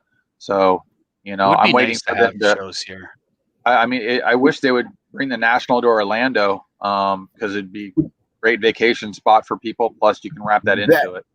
I would agree. That's a great spot to go. We got a celebrity in the chat. We're trying to get him to join us. Flipping Steve is there because he's going to go to the National. We'll see if he'll join us. She just hopped on a bus or something. Maybe that's somebody else. Anyway, what was my next question? Damn it. National. Oh, I forgot what I was talking about. Hey, Ziggy, let me ask you something. Why can't Target or anybody stop a bot? Why can't what? Why can't they stop bots from buying things versus humans? They change. I don't think they want to. I don't think they want to put it in the work. Yeah. I mean, because first of all, let me just explain. A bot is always going to be available because all a bot really is doing is scripting for me, right? So if you make a complicated doorway that I have to get in through captchas and everything, I just find ways to script part of that and maybe have human intervention. And then with machine learning and AI, it's just I don't think you're going to be able to. I know, for example, in my own professional world, we do a lot to mitigate bots, and there's a lot you can do through DNS.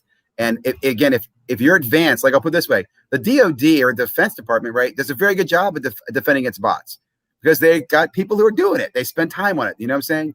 A store does not.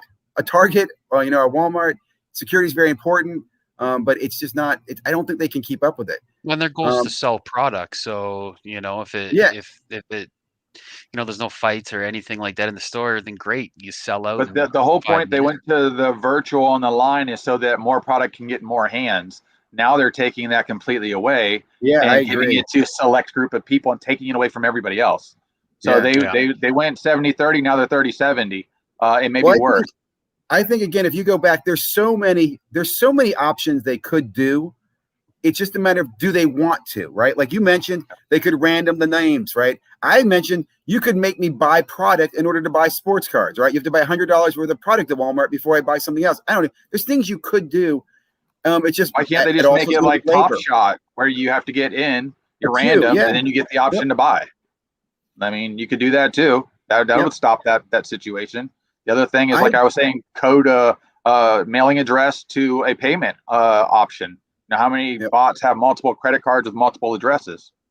I also think they could go to the local hobby stores, right? More, and that's one thing that I was going to talk about. There's a lot of those hobby stores popping up. Yep. Yeah, but my hobby store down right next to me, he buys retail from flippers and sells it at a markup in a store higher than you can even buy it on Facebook Marketplace. And the area I live in is kind of wealthy, and he gets away with it because they're just impulse people, you know, and everything he has in there is overpriced. And he's mainly an eBay seller. He kind of inherits the store from his dad. So it's not a good store. Like, I don't recommend anybody to go there. And what's sad is when we just had the WWF event here, Logan Paul went to that store to look for cards. This guy didn't carry crap. I mean, I have more valuable cards than he does. So it's just like, you know, it's a slap in the face, but it's just an eBay store. Like, all the stuff's on eBay. It's like, it's ridiculous. Well, it's interesting. I'll say one of my friends actually launched his store today. Waylon, if you're listening, congratulations. Good luck. I hope you do really well. There's a lot of people doing that, and I kind of worry about that. Like, that's another, to me, kind of canary in the coal mine here. There's too many of these stores being open, because here's the facts. They don't have allocation. Those new stores, they can't. So their only source of getting stuff, like you said, is they're probably going to have to get somebody who's getting access so they can buy it at more than retail, so they can flip it at more. So it's just, I worry about that. I mean, I hope that they're successful, and I'm thinking too that they might be the avenue, because I'm sure they're asking for more product, right? So if I'm Panini might say, well, I've got a whole bunch that I've already made. Let me just start sending the retail to the hobby stores, right? The Kids Crate, which they are going to be releasing, they talked about again the other night, is going to be something they're going to do through hobby stores. So I do think that maybe your local hobby store becomes the portal for future retail. Now, I don't know if that's better or worse. I think he just finally got allocation for Topps, but that's the only company he's even now allocated with. When the original sports card craze happened in the 80s, 90s, where it was just junk wax era, we had 5 sports card stores in my Tampa Bay area alone that were 10 minutes from my house. 5. Now we're down to just this one, and the next closest one to me is 35 minutes away. And it just shows you the difference of what was going on at that time versus now. Plus, back then you could obviously get product. Now it's just much harder, but I can open a store up next door to him and probably sell more than he does. That's just how his store operates, though. Oh, one thing I wanted to bring up about, new product is, the reason it's high is because people are willing to pay its high, like many people have said. So, collecting is you collect, your team or your players you like. So, if people, I know in Pokemon, they started doing it where they said, look, we're not paying inflated prices, so let's just not buy it. I mean, that's a good strategy. Then, maybe then Panini won't be able to charge as much. And, because you're buying the singles you want instead of, chasing the dragon on opening of a box and then having to trade those cards, get rid of them, which is fun. But, at the prices they're at now, that's an expensive gamble to do that. So why not just go buy your LaMelo Prism Silver and you just have it? You don't have to open up 50 boxes. Well, as a collector, that's what I have always done, is buy the cards I want. And then, in terms of hockey, I'd buy SP Authentic because it's all hard signed autograph rookies, and Young Guns, which is equivalent to the Prism basketball. And so those are ones that I've stuck to just because I'll open them and enjoy them. But other than that, I just buy singles of things I want. And so that would definitely dampen the market if people just focused on, if they could focus on what they really like, their favorite team player, whatever. Rob, you hit a good point there. And I do want to say that's one of the things that started to drive me back out of the market in the 90s, is when everything started to get flooded and everything like that. And I started to just target singles and stuff like that. One of the things back in the day, I met a lot of older collectors back when I was younger, when I started to collect, and they really gave me a good pathway. They used to show me drawers and drawers and drawers of prospect cards and stacks of cards. And they were stuck with the cards, and they never never were able to get rid of cards, and they invested thousands and thousands of dollars in these cards, and they were like, out of all this stack, I have one card or this stack of card where I made money off of it. So they tried to lay that path for me. Like, you're not going to be running after 20 rookie cards every single year and trying to make money off of them. It's never going to happen. So, trying to just target the singles that you want and collecting what you want, buying what you want or collecting what you want. You're never going to get stuck with a card in your collection. Michael, you've been collecting for a long time. Andy, you've been collecting for a long time. Ziggy too. We're all collectors. You usually put the card in your collection that you want to keep. And then, COMC as a channel for me where I can get rid of some of the cards that I've had over the years that I don't want anymore and other people have collected. I've sent some of my stuff to COMC from the 90s. Then people gobbled them up. I put them at really good prices and some really good cards that I sent over there for people to have. Yeah. I think that's the biggest thing that I see from guys that will message me and is chasing cards from boxes. It's a road paved to hell because you're going to go broke. You'll go broke. You'll go broke. Gambling. And I tell them, I say, if first of all, make sure and get on my soapbox. You listen to the right people when you're looking at players. Make sure they have the right mindset. Make sure that they know what they're talking about. But then just wait 30 days till after the product comes out. Then you'll see that card hit a bottom. 30 days is usually it. 30 to 45 days. That's your target. But don't buy a $1,500 box to chase a $400 card. Yeah, it just drives me crazy. And then with grading the way it is now, you can't. I remember a year and a half ago, you had the greatest player of all time hit the bubble. I think his name was Kyle Guy. His cards went ridiculous, right? So you could actually get a card of his, like a purple wave or a silver, right? You could get it to PSA or wherever, get it back in 30 days and flip it for, $300-400. Now, if you do that now with players, by the time they get back, they literally may not be in the league. Yep. And I just can't stress that enough. You really got to be careful now because it's really dangerous times we're living in. No, you're right. I also think with retail and hobby now, there's a lot more higher end cards to chase than there ever have been before. Yeah. It's partially due to the classes of guys we've had, but at retail you can think about if you pulled a Luka Silver back from retail a few years back for your $20 box and you sold it even as a PSA 9 for thousands of dollars. Right. I mean, that's a big dragon you're chasing now. It's not a joke, and then it falls down from there. I think the availability of product, the amount of product that is now valuable, plus now the grading aspect to now multiply that value even goes up even beyond that because of rarity.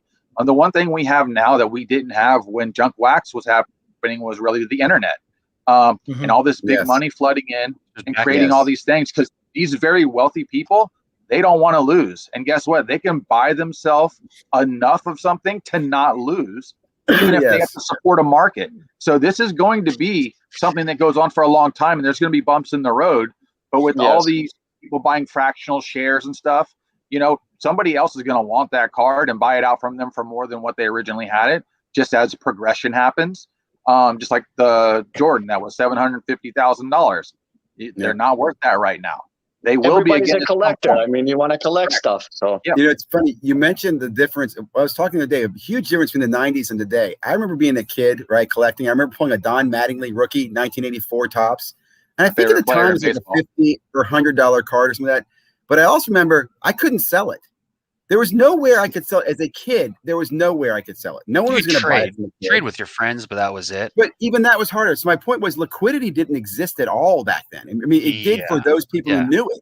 But for the general public, it wasn't. Today, liquidity is simple as I can go buy a box, I can go put it on eBay, and I can get money. I don't have to know anything about cards.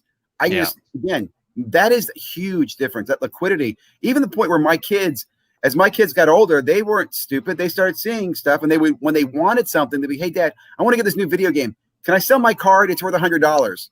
Can you give me $100 now? And the thing I had to teach them was, well, it's not just simply worth $100. I have to sell it. I have to pay fees. I have to ship it. So you have to kind of educate them. But again, they see the value, but they're pretty smart. So it's amazing. That's a huge change. You're right. That the liquidity is what's changed the marketplace right now. And the liquidity right now is slowing down. And that's where I was, it's because we have so many more avenues than we did before. Even if, like, I think one of y'all said earlier that Panini is going to be putting blasters at $29.99. Yep. And then so basically there'll probably be a $10 increase in megas and stuff like that also. But if you can't get them anywhere, it doesn't really matter. At the end of the day, because I don't mind paying a multiple of something at retail, because a hobby is so expensive that's my next option. I'm not going to drop $500 to $1,000 on something when I can get 2 blaster boxes for $80 each and still possibly pull $1,000 card. That's a fun little game to play. Because Michael, it is a lot of fun. It is a lot of fun. I do like, I agree with you. Like, the road to hell is through chasing cards, but I do love breaking, and I do like I was listening to this guy Ripping One-Handed who's talking about it, and somebody was lecturing him about how he should just buy his own singles. It's like, it's really hard to tell somebody who's an adrenaline junkie not to jump out of a plane just to ride their bike. Some people are just into it for the adrenaline. They know you just that. Ride your bike every second day. You know what I mean? Like, budget. When I was a kid, a new product would come out, the hobby stores would rip a bunch of product to have stuff available in the store of the new releases, and they would just let us rip the packs and just to get it done with, because they would open 2 or 3 cases. They're like, I don't want to open all this, so we would literally open cards for hours. We didn't care if we didn't own them. It was just chasing something that, like, who could get the best card. That was just fun, and it's kind of where maybe that's possibly instilled in me, where I love to rip open stuff. It doesn't even matter if it's mine. I just love the thrill of the hunt. And that's just my mentality, though. Hunter-gatherer. Yes. That's why I go fishing, because I can hunter, gather, eat. I got to run. It's been a pleasure, Thanks, you Andy. guys. I'll see you guys talking to you in person. We'll talk soon. Hey, absolutely, Andy. Nice talking to you. Watch your video later tonight, too. So definitely check out Andy's video on Sports Card Investigator if you're watching this, man. You definitely got to check it out. Also, check out Michael Ham's video. We got to get him over 1,000 subscribers. Thanks, guys. I'm over 800 now, so I'm getting there. Hey, Mike, before I go, do you do charters down in Tampa, or when I come down, I just got to hit you up? If I chartered, that would ruin the fishing for me. You don't fish when you're a charter. You basically handle people and make sure they don't kill themselves. Well, I get down there sometimes. I'll look you up. Yeah, please do. If there's something going on, I'll take you somewhere and we'll go and get a line, get something pulling on for you. All right, Thomas, I'm in Costa Rica. I'm going to call you. Thank you, Andy. Awesome. You too. You take care. Nice to talk to you guys. Tonight. Nice meeting y'all. Thank you. Thank you, Andy. You too. Michael, where are you in Tampa? South Tampa. So, South Tampa is like Bradenton. No, Bradenton, Sarasota. That's south of me. So if you look at Tampa on a map, I lived on Anna Maria Island for a few years as a kid. Okay, so we're Tampa Stadium. Tampa Stadium's probably about 10 miles 10 miles north of me. It's because when you talk about the fishing, I remember as a kid, we used to skip school to go fishing. I mean, I used to fish so much in Florida, man. We used to fish all night long. The fishing stories, man, the stuff that we would see, sharks that we would see, man. Lots of sharks. Sea snakes. My God, man, Florida's got some crazy stuff. Like, I remember Jacques Cousteau was going to do a film down there, but apparently it was too many sharks, right? Yeah, Tampa Bay is the shark breeding capital of the world, actually. Like, hammerheads are ruthless down there. Oh, well, right now there's a lot of them because of breeding. The Bay Area, the way basically the depth works, where there's a lot of shallow area, they can have their pups, and their pups can live in the shallows, because if the pups go into the deeper water, they're just going to get eaten by a bigger shark. I mean, they're just, I would hate to live underwater, because everything's trying to kill you every 5 seconds. So it's not a good place to live. Yeah. But I know lots of sharks here, but nobody gets bit, not here at least. Well, we got Flippin' Steve, man. We got a celebrity in the house. Look, Flip. What is up, sir? Thanks for joining, man. How are you doing tonight? What's up? Tell us when's your trip to you're going down to Dallas this week, right? Yeah, I fly out. I think I fly out at noon from Baltimore or from Philly. I'm flying from Philly. I get confused sometimes. I'm flying out from Philly to Dallas Thursday around noon. I'll be landing in Dallas around 3:30. And then I'll be flying back home Sunday morning. What's the plan? Are you just going to buy, sell, trade? Yeah, videos? all of the above.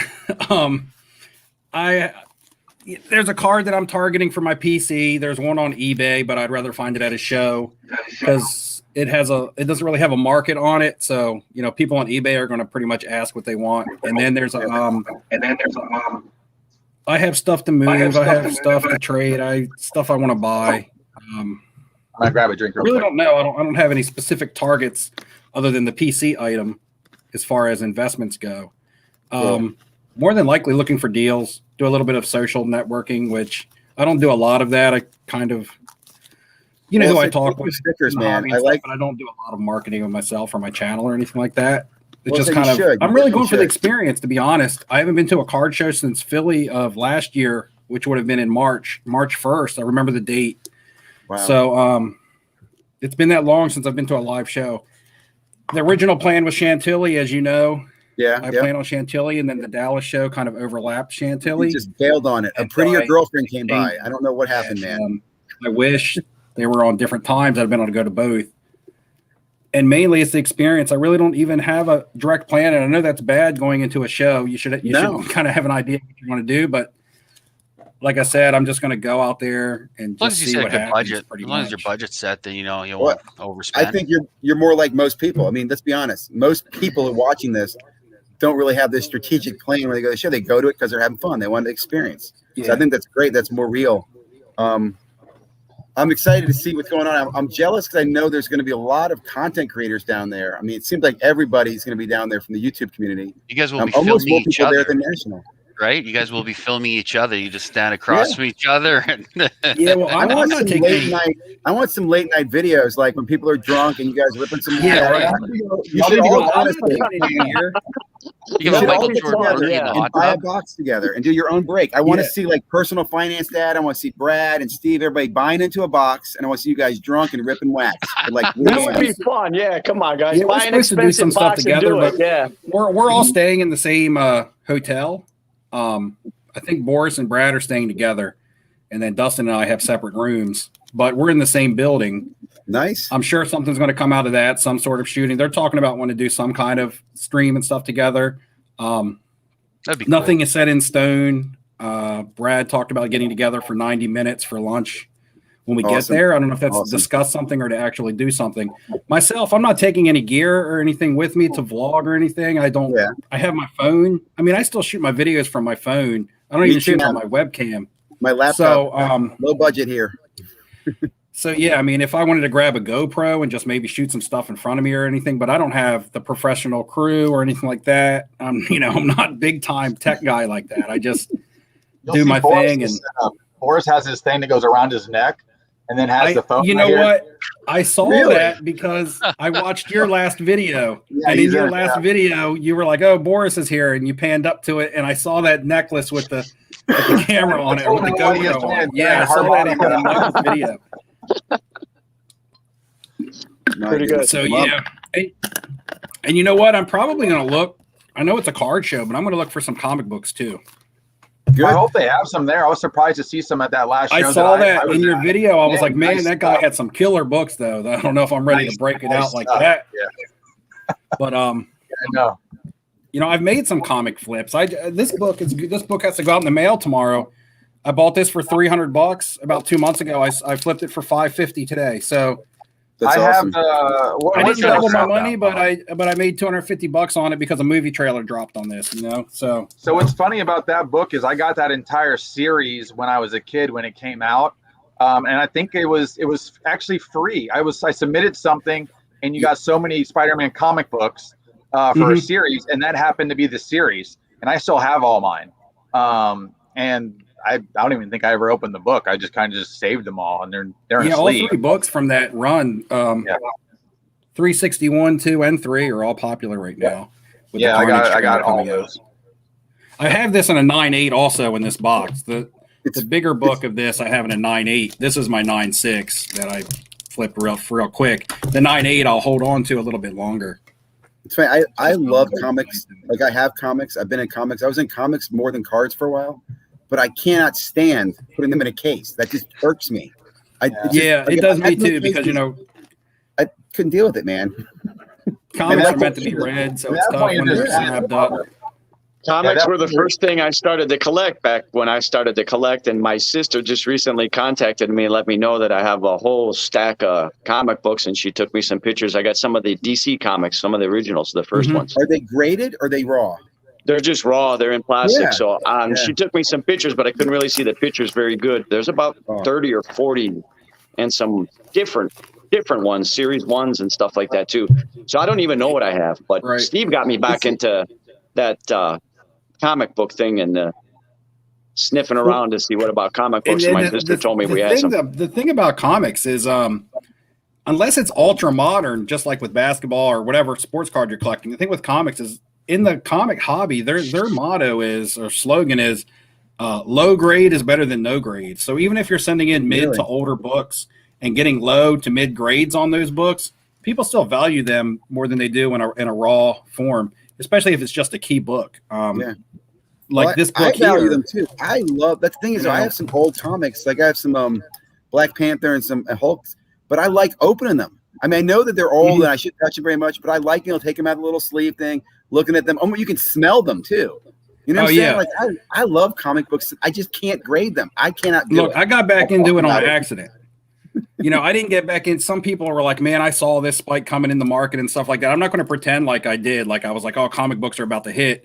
I was looking for a card shop in Maryland. I don't have any LCSs near me. So I'm surrounded by like DC, Baltimore, and Philly. So I can drive those loop of cities in a day and look for card shops. And that's basically what I did. I just Googled card shops and drove the entire day, a buddy of mine, just like a road trip.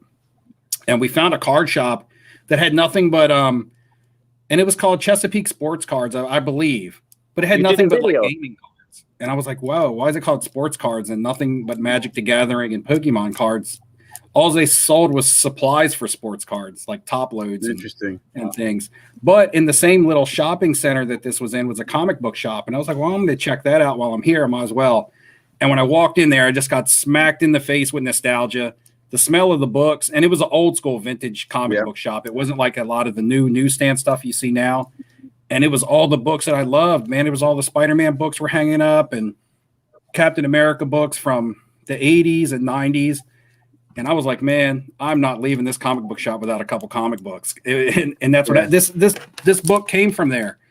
It was behind this. It was behind the register. They had some graded books, and he gave me this for $300. I flipped it today for $550. The only reason I flipped it is because I have it in a 9.8 now. If I didn't already have it in a 9.8, I would have kept this copy just because of that reason. That this is the book that I bought that got me back started. It's funny because I'll tell you, I was into comics a lot before I got into cards, like 2012, 13, 14. I was following The Walking Dead. That got me back into it. I love The Walking Dead comic books. And I used to have a subscription. And both of my stores went out of business. In fact, I haven't looked recently, but have comic stores made a comeback? Because the two that I used to use went out of business back in 2017, 18. And it was sad. Like I remember the guy calling me, say, I have to cancel your subscription. If you still want to get it, here's what I can refer you to. We can't make any money. And I'm thinking, man. What happened? I was in Phoenix in March. I was in Phoenix and I was looking for card shops and I found more comic book shops in the Phoenix, Glendale, and Scottsdale area. I found maybe 2 or 3 decent card shops, but there were comic book shops everywhere that seemed to be really, really good and bigger with more selection than the card shops have. A lot of the card shops tend to be very locally based. Like the biggest and nicest one I walked in was just showcases of Devin Booker and DeAndre Ayton and Kyler Murray. And for a second, I was like, why is this all that they're selling? And then I remembered that I was in Phoenix, and I was like, oh, that's why they're selling all these guys. I never used to collect comics. I did, of course, the 90s hockey up in here in Canada, so a lot of like the score broders and things like that. And so what I got into as a side thing is getting them autographed, right? So, like PC cards. Oh, geez. It's invisible, man. Yeah, it's right there. So it's the original, rookie card, but it's hard to see here. But it's Broder's autograph rookie card, and so I really like these because you can't find them, and it's kind of unique compared to just your regular 90s rookie card that's worth $2. So and I've got different ones like Matt Sundin or Pronger, and I do current ones. So the equivalent would be in basketball getting Prisms autographed, where it's a niche market. Some people think it is. Yep. They don't like it, but I enjoy it because you can't get those cards autographed. For example, here's on the Montreal Canadiens, Brendan Gallagher. So, this is the equivalent of a Prism in basketball. And so this one was actually, I think I'll do some private signings, charity events, and it's all get them signed, and, and I just like them. Right. I used to do TTM in the early 90s. Because that's how I got Timo Solani, Wayne Gretzky, Brett Hall. Yeah. You just sent them a card and a letter, handwritten, and they'd come back to you in 2 months. And the problem now is the card value. You put cash in there too, right? No, in the 90s, no, there was not about sending anything to anybody like that. Yeah, no, they didn't care. Not at all. Very easy. Mm-hmm. Now it's a little different because these guys, it's a supplemental income for a lot of these guys that, obviously don't make as much as they used to, and never made as much as these guys today do. Yeah. So they're not as well off as you think. Down here in Tampa, I see Fred McGriff all the time. And, he did well for himself too. But I see him do private signings from time to time and stuff. Super nice guy too. He'll do anything you ask him to do. And I was recently in a private signing for Justin Herbert because I wanted to get my Prism card and my Optic rookies. I sent them. Can I ask how much that was? $145 a card. Really? Yeah. Wow. Then there's another Herbert signing. If you go to private signings and then football on Facebook, there's pages for each sport. Yeah. There's these guys that have to meet criteria, and they do private signings with so many players. It's ridiculous. And it feels sketchy because you're forwarding this guy these cards. You got to pay him this money. You got to wait for the actual cards to then get to the guy that's going to sign them, because they don't always come to the guy you send the cards to. They got to take all that to them. Some guy was showing pictures of while the signing's going on. You can pay for the Beckett or JSA or whatever authentication. So mine are serial numbered and they're sticker numbered. Yeah, it's a process. It is a long process. Yeah, it is a long process. But they're not signing. He's not doing a signing for people just coming up. He's meeting some guy in a hotel room and he's signing a couple hundred autographs that private signer got together. Sometimes 1,000 items. Yeah. Now there are restrictions. I was going to get into a Bo Jackson one because I have the 88 Raiders rookie card of him. He won't sign that one. He won't sign the one where he's got the bat and he's in shoulder pads. There's 4 other things. It's basically I sign helmets and photos and a jersey. That's all I'll sign. I was like, what a baby. Yeah. I was like, I don't know what the issue is. Some players are like that, where they're really specific on certain things they won't sign, or certain pictures, or they just don't do them. Maybe they have other deals happening, but it becomes a problem sometimes. I think that's where the value will be in the future too, is really in those autographs. And that I think it's a great thing to do, to get those. You're right. It used to be bad to get the autograph on the card. It would ruin the card. But now if you can get it done and get it authenticated, I think it's awesome. And this one's for Michael. This is Steven Stamkos. Steven Stamkos, if you're down at Tampa, there you go. So hockey players are still approachable too. Even today, they'll sign autographs. I was at Channelside quite a few years back when the stadium was called the Ice Palace, and the Devils were here, and we were waiting for a friend to get off work at Channelside, and he was running the bar, and half the Devils team comes in there and goes, "Hey, we want to buy 250 beers." He's like, "Well, we close in 30 minutes." He's like, "Well, I'll give you $10,000 if you stay open for the next 2 hours." And they're like, "Okay." And then I sat there and just drank with players because they're like, "Drink beer. Let's just hang out." So I was That's awesome. Nobody does that. It's just hockey players are like that. It's just other sports guys just don't do that. Hockey players are nice. I found that depending where you're at, they can get harassed a lot in bigger cities like in Canada. So Montreal or Toronto, where it's just huge popular, and, they get harassed so much, and there's so many people where they don't do a lot of it. So, but I know other, people that got autographs in the US, and they even have issues, with bigger name players. I know Ovechkin, I had to pay, I don't know, 250 US 3, 4, 5 years ago to get my Ovechkin Young Gun signed.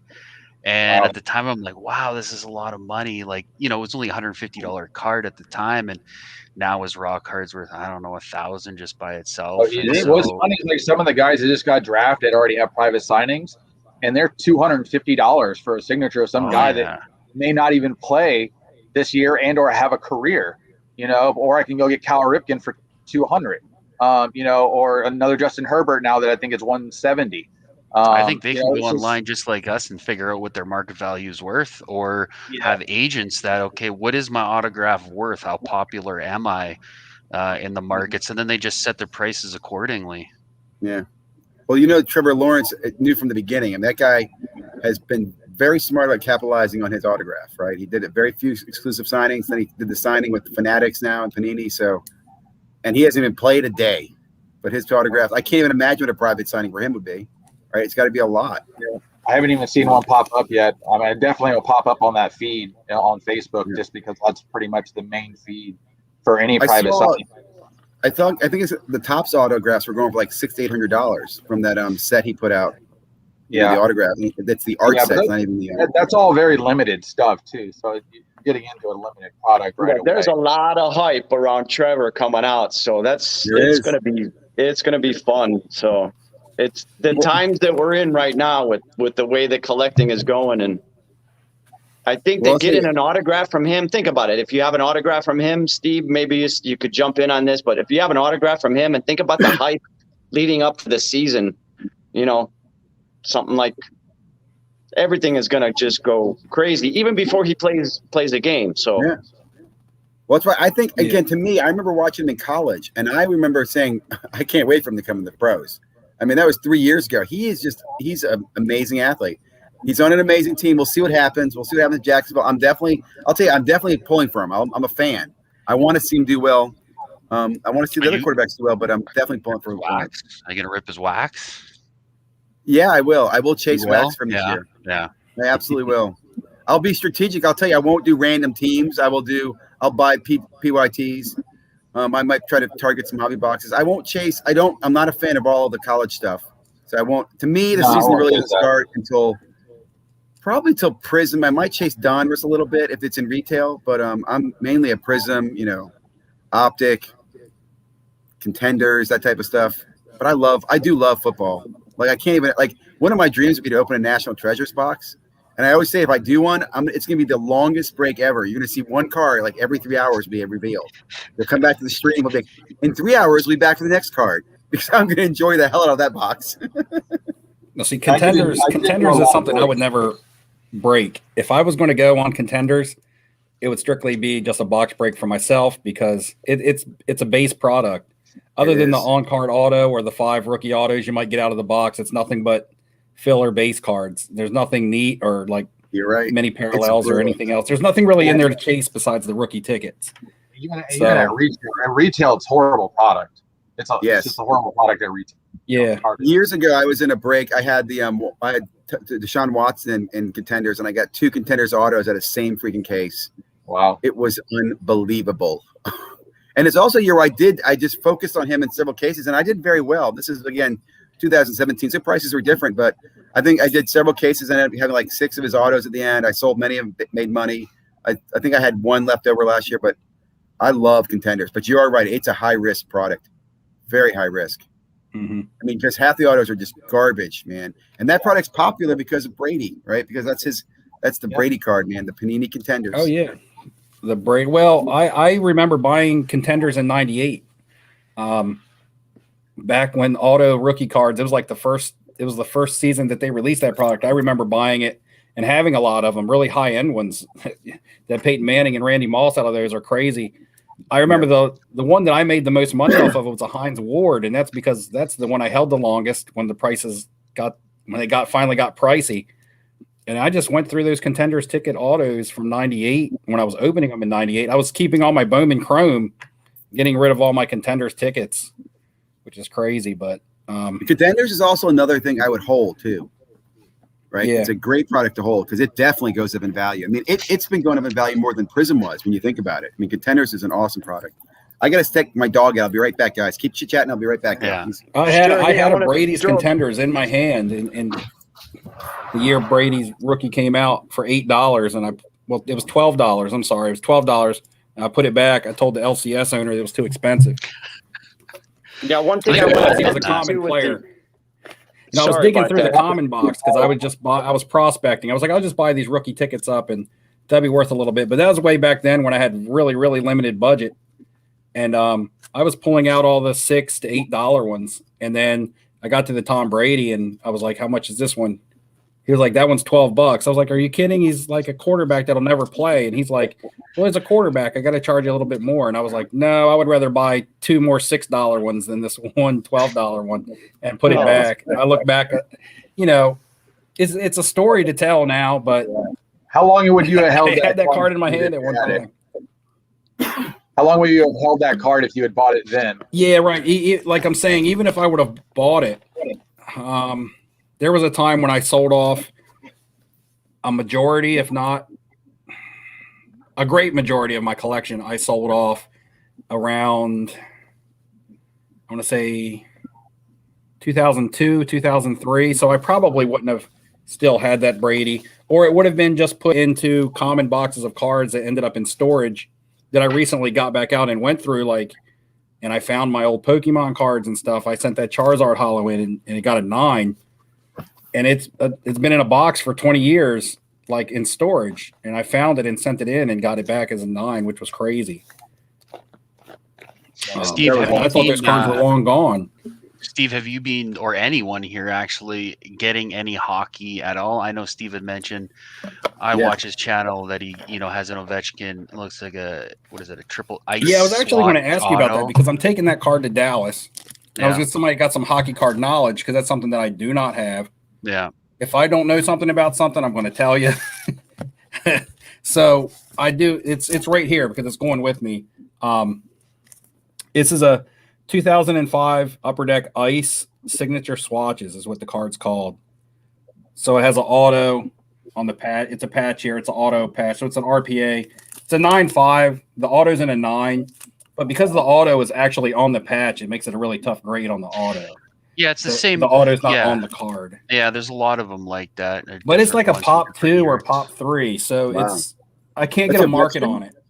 Yeah, those are really hard to price, stuff like that. I'd have to look into it to price it, but it's definitely a valuable card, especially Ovechkin's values have skyrocketed.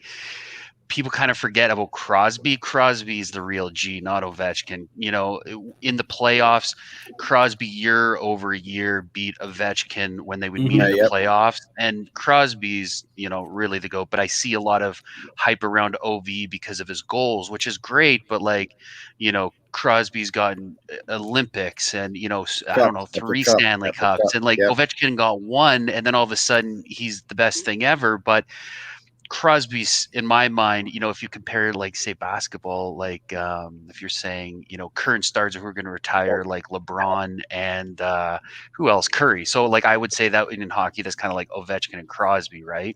And so I don't know if people know that much, or I don't know. It's funny lately people talk about Crosby that much. He's well known in the hockey community as kind of the current number 1, other than McDavid, which he's just a whole new beast. He's unreal. Is McDavid the next Crosby then? Because I agree with you. I think McDavid's the next Wayne Gretzky. Really? Yeah, he's just in hockey. I always give the analogy to hockey people where basketball. There's so few people, a lot of minutes are shared between few people in hockey. There's four lines, 3 forwards, three lines of defense. So there's just so many more players. And so one person doesn't make as much of a difference. And that's kind of the difference with basketball and hockey is that, it's more of a team game. One guy can make a difference, but Connor McDavid can go from end to end and you just can't stop him. He's just too good. He's just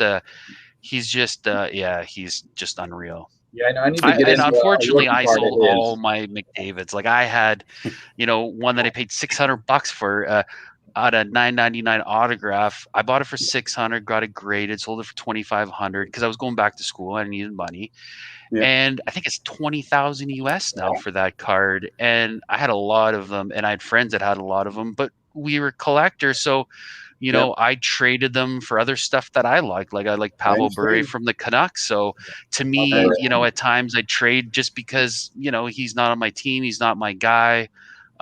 So I wanted something that was for my team. And yeah, I mean, we all make big mistakes with cards, but I don't think of it as a mistake because I can tell you I've done the same thing. I mean, I sold a Patrick Mahomes RPA, NT RPA, the 99, the RPA, right? The true RPA. I sold one. At the time, I was in a break. I got it for $50, and I sold it for, I think it was $1,100. I'm very happy with that. In fact, I sold it for so much that I remember tipping the breaker for it. And the breaker's like, well, that doesn't happen often. I'm like, well, I often don't take $40 and turn it to $1,000. So thank you. You know. So again, I love those stories. I love hearing about people who you had it, you sold it, because you're right. You are the collector. You're also. I think we also have this reality that. There's no way you look at this and go, I think it's gonna be worth $20,000 someday. Because when it hit $10,000, the voice in your head is gonna say, well, maybe I should sell it now. You know what I'm saying? There's so many other exit points that I think we would have taken off or gotten off the highway. So it is what it is. This reminds me, as an S Steve, one of my favorite videos, Steve, was the video you did where you found the cards in the storage locker or something you bought. Remember that? Yeah. You never found the person who owned those, did you? No. Because you felt bad. You're like, I feel bad because you found like a Patrick Mahomes. He found some incredible cards. How'd you end up doing that? You did pretty well with that, right? Yeah, I moved the Mahomes. I actually haven't moved a lot of it. It's all still sitting out there. The box that it came in was like a U.S. postal priority mailbox about this big. A lot of it's still there. I really didn't even move on from a lot of it. Because I thought collector when I saw that stuff to me. I thought it was usually when I make an investment, I have an end game for it. So when something just kind of falls into my lap, I'm not in a rush. I don't have a timetable. I don't have a profit margin. You know what I mean? It was unplanned purchase. So yeah. You know, especially with some of the stuff that was in there, it's just kind of like, hey, this fell into my lap for a reason. Maybe I'll need to sell it, but maybe not. And if you guys haven't seen the videos, go into this video of basically what he bought, I think, from a storage locker or something, and he's going through it. You realize these are somebody's really good personal collection. And he's like, damn, I feel bad for this person. You know, if this is your collection, reach out to me. I'll figure a way and get it back to you or something. And I was thinking, that person's never going to reach out to you. But it was awesome cards. And you could tell it was a collection. It had like a Mahomes and had like a player from here. It was not an investor's kit, if that makes sense. Did you sold them homes then? You said you didn't keep that? That was an optic, I did right? move them homes. I did sell them homes. It was an optic pink 2017. It was graded a 9. Yeah. But yeah, there was a Kobe jersey auto in there, numbered out of 99 on card, graded a 9, graded a Beckett 9. That was a card that that's amazing video. What a story. Wow. I have to catch up on those videos. I missed a few of your latest videos. Guys, one thing I want to mention with the graded one, but yeah, that's an old video. No, it's an older one. I must have missed that one. Yeah, I'll see if I can tag it. With all the overproduction right now, with all the overproduction right now, I'm really targeting singles of numbered cards. Yeah. Mm-hmm. Yeah, I think it's a good investment right now instead of the base cards and stuff like that, as opposed to the paralleled ones, like without a number on it. You know, like there's a lot of Donruss out there like that right now. Yeah, I hear that being mentioned. I do hear that being mentioned, but the value on those are so much higher. So, is there enough collectors that can move their collection? Right, but like some of those are not numbered, so you don't know how many they printed. But even like some of the parallels, and you guys have been opening packs, like there's 10 different colors, and those are numbered also. So, but at least you know how many of those are being printed. I'll tell you, for example, if you look at Select Football, Michael, think about this: how many different zebras are there this year? Zebra used to be very rare, and it was hobby only, and now every level has a zebra, and they're all over retail. Yep, correct. There's colors and die cuts all over this year's Select product. You don't even know. Yeah, no, they messed Select up pretty bad. This year, honestly, by just giving people what they wanted. But they were doing that before too, because like you say, the shiny. If you go back to what Topps did with Topps Chrome last year. Every single pack at retail coming out of a blaster had shiny, had some type of silver, pink, green, yellow, whatever it was. They followed suit with that and basically said, we're just going to give them what they want. But you know what? The market was still buying it, and they still buy it. So it Select doesn't matter. The market's going to be supporting interesting. If they do select basketball retail, which I assume they will, I assume that decision's already been made. Can you imagine that product hitting the? Because if a select silver, LaMelo Ball, how much will that go for? And in different levels, you know what I'm saying? That could be crazy. And die cuts. So I mean, it's not even just the level. Again, die retail cuts wars. So. A blaster box would be $300 because again, if you get whatever the top cards. level is, that's a $3,000 card you can get into there, not $1,000 card. Yeah, I mean we're gonna see how the market supports it at that time. Also, with nobody possibly being able to really get hobby get retail at retail, that may greatly affect the market because all this chasing, they may just lose interest and just drop off. Well, my thoughts are though is that Panini's already made select. If they made select basketball, if they've made the select basketball retail, it's already made. It's printed. It's now in distribution. It's been decided to get out there. So whether they can do it in stores or do it online, that stuff's going to hit the market eventually, and it's going to be interesting to see what happens. You're going to see. I'll only buy it if I get it at retail cost. Otherwise, I won't even touch it. Yeah. I also wonder how the market, obviously it's dipping now, but I'm wondering if all these new collectors, because I made the same mistake buying tens and thousands of dollars of hobby boxes, ending up with these tons of boxes and stuff I don't really collect, and then having to trade it, move it, which was fun. But then after a while, it's like, you start buying singles. So I'm wondering if, all these new people have just been ripping so much, and then they realize, damn, like I got a lot of extra junk here that nobody wants. Now I kind of figured out what I like. And, does that now affect the card market in general? Because, obviously they get a little smarter, or not even smarter. They just kind of narrow down what they like. And then, you get this glut of boxes of cards where you're like, I don't even want this stuff. So the difference in the hobby now than what it used to be is growing up, all of us, let's say we have a favorite player or whatever, and we go get their rookie card. All right. And we're happy. We don't go and get 10 of their rookie cards. Today, everybody wants multiples of something. So I've seen people are selling 100 of one card at a show. I'm just like, dear Lord, that's overprinted because there's 100 at just one table. Mm-hmm. And then everybody has the same card at every other table. I'm like, this is not rare. I'm like, I wouldn't even pay for any of this. I don't even care if it's graded because there's nothing to it, obviously. But at some point, everybody's going to realize that there's a ridiculous amount of them. And now even with some of the people that are doing the collectible and the auctions where you own a piece of the card, they're selling, multiples of one card on that. You're getting 10 Patrick Mahomes. That was never the case. I wanted one Mickey Mantle and I'm good. I got one rookie. I didn't need 10 rookie Mickey Mantles. You know what I mean? It was that the situation's completely changed because of the investment aspect of it. And that's why the market has gone where it's at. Yeah, what I was respect to is like 2015 with McDavid, because McDavid 2015 was super hot. It reminded me of like Zion. That's why I started collecting basketball, because of Zion. I watch these video clips and all the hockey people are like, oh, Zion. And I'm like, well, I got to check out this guy. And watching his college stuff or university was just unreal. And I'm like, we're getting all hyped up for it. And we just collect hockey. And all of a sudden everyone here is, in basketball, and they never were.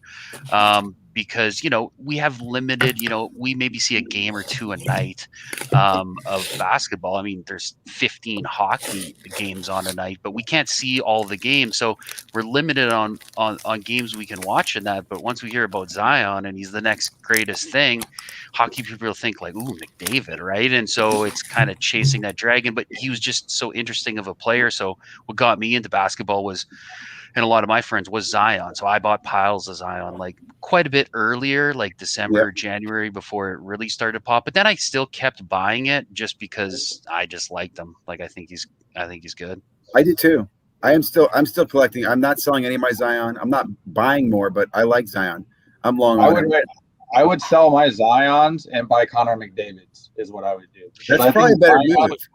Zion will have a 10-year career. He'll be a la Larry Johnson. And he's not going to be able to stay healthy. And he's not going to be able to keep his weight down. And he's just going to dissolve out of the league at some point in about 10 years. That's what I think is going to happen with him. So they used to say that about Connor McDavid because he was so fast and he broke his collarbone, halfway through the season because he's just so quick. And they used to have all these nicknames for him, and he's never going to survive in the league, and blah blah blah. And for me, Zion was the same thing, where people were like, "Oh, he's not going to make it," and it was just like, and so I don't know if I can believe that because, I see that happen over in sports, especially in hockey, where they'll say that and that. But hockey's the one sport that a guy can be hurt.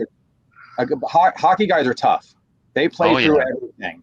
His career will be longer. No, they're not basketball players, that's for sure. No. A basketball player can't play through a sprained ankle. Or a hockey player will play on a broken leg. Some can. I mean, some can. Mentality. Kobe did. Yeah. Kobe played through injuries. There were there's not a lot of those guys, but that's also what makes them elite. Going back to Crosby, his biggest issue was all the concussions, really. Yes. Staying healthy. He was fine through that, right? Like, I remember picking up his 9.5 BGS Young'un for $150. I think they're $4,000 now.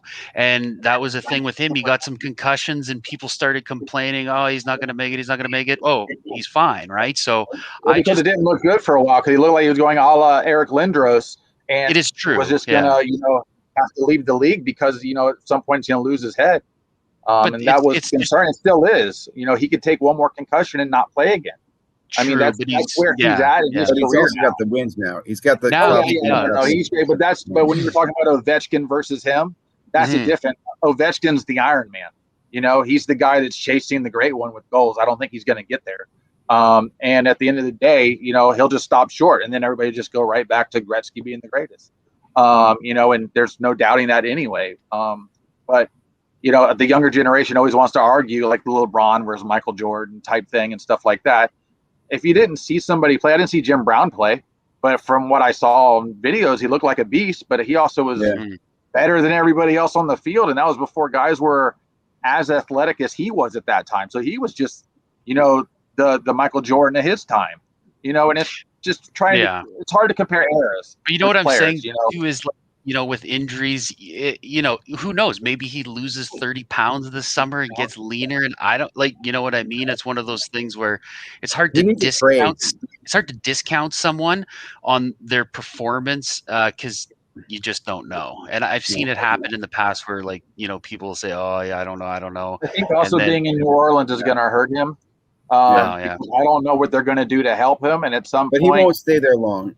He won't stay there after his rookie contract. There's no way because even his comment the other day about how he likes playing in Madison Square Garden. These players will get to pick where they want to go. They'll build a super team. 100%. That's in my opinion. The NBA has already endorsed him as the next LeBron. So when he whines and wants to go to the Knicks, they'll move him there, and other people will go there. And there's a Knicks championship only 5 years away. Knicks fans. It's there. Maybe 6 or 7 years, but that's just the way I see the NBA. That's why, I don't know. It's funny how much I love the NBA, but I don't because we know who the teams are going to be every year, don't we? I mean, you know what I'm saying? It's one of the most loaded teams as far as the crappy teams. Seldom do they get a chance. And that's why I kind of stopped watching basketball and even collecting basketball for a long time. I grew up with basically, obviously, through Jordan, but I had Penny and Shaq here over in Orlando. That's what I grew up with.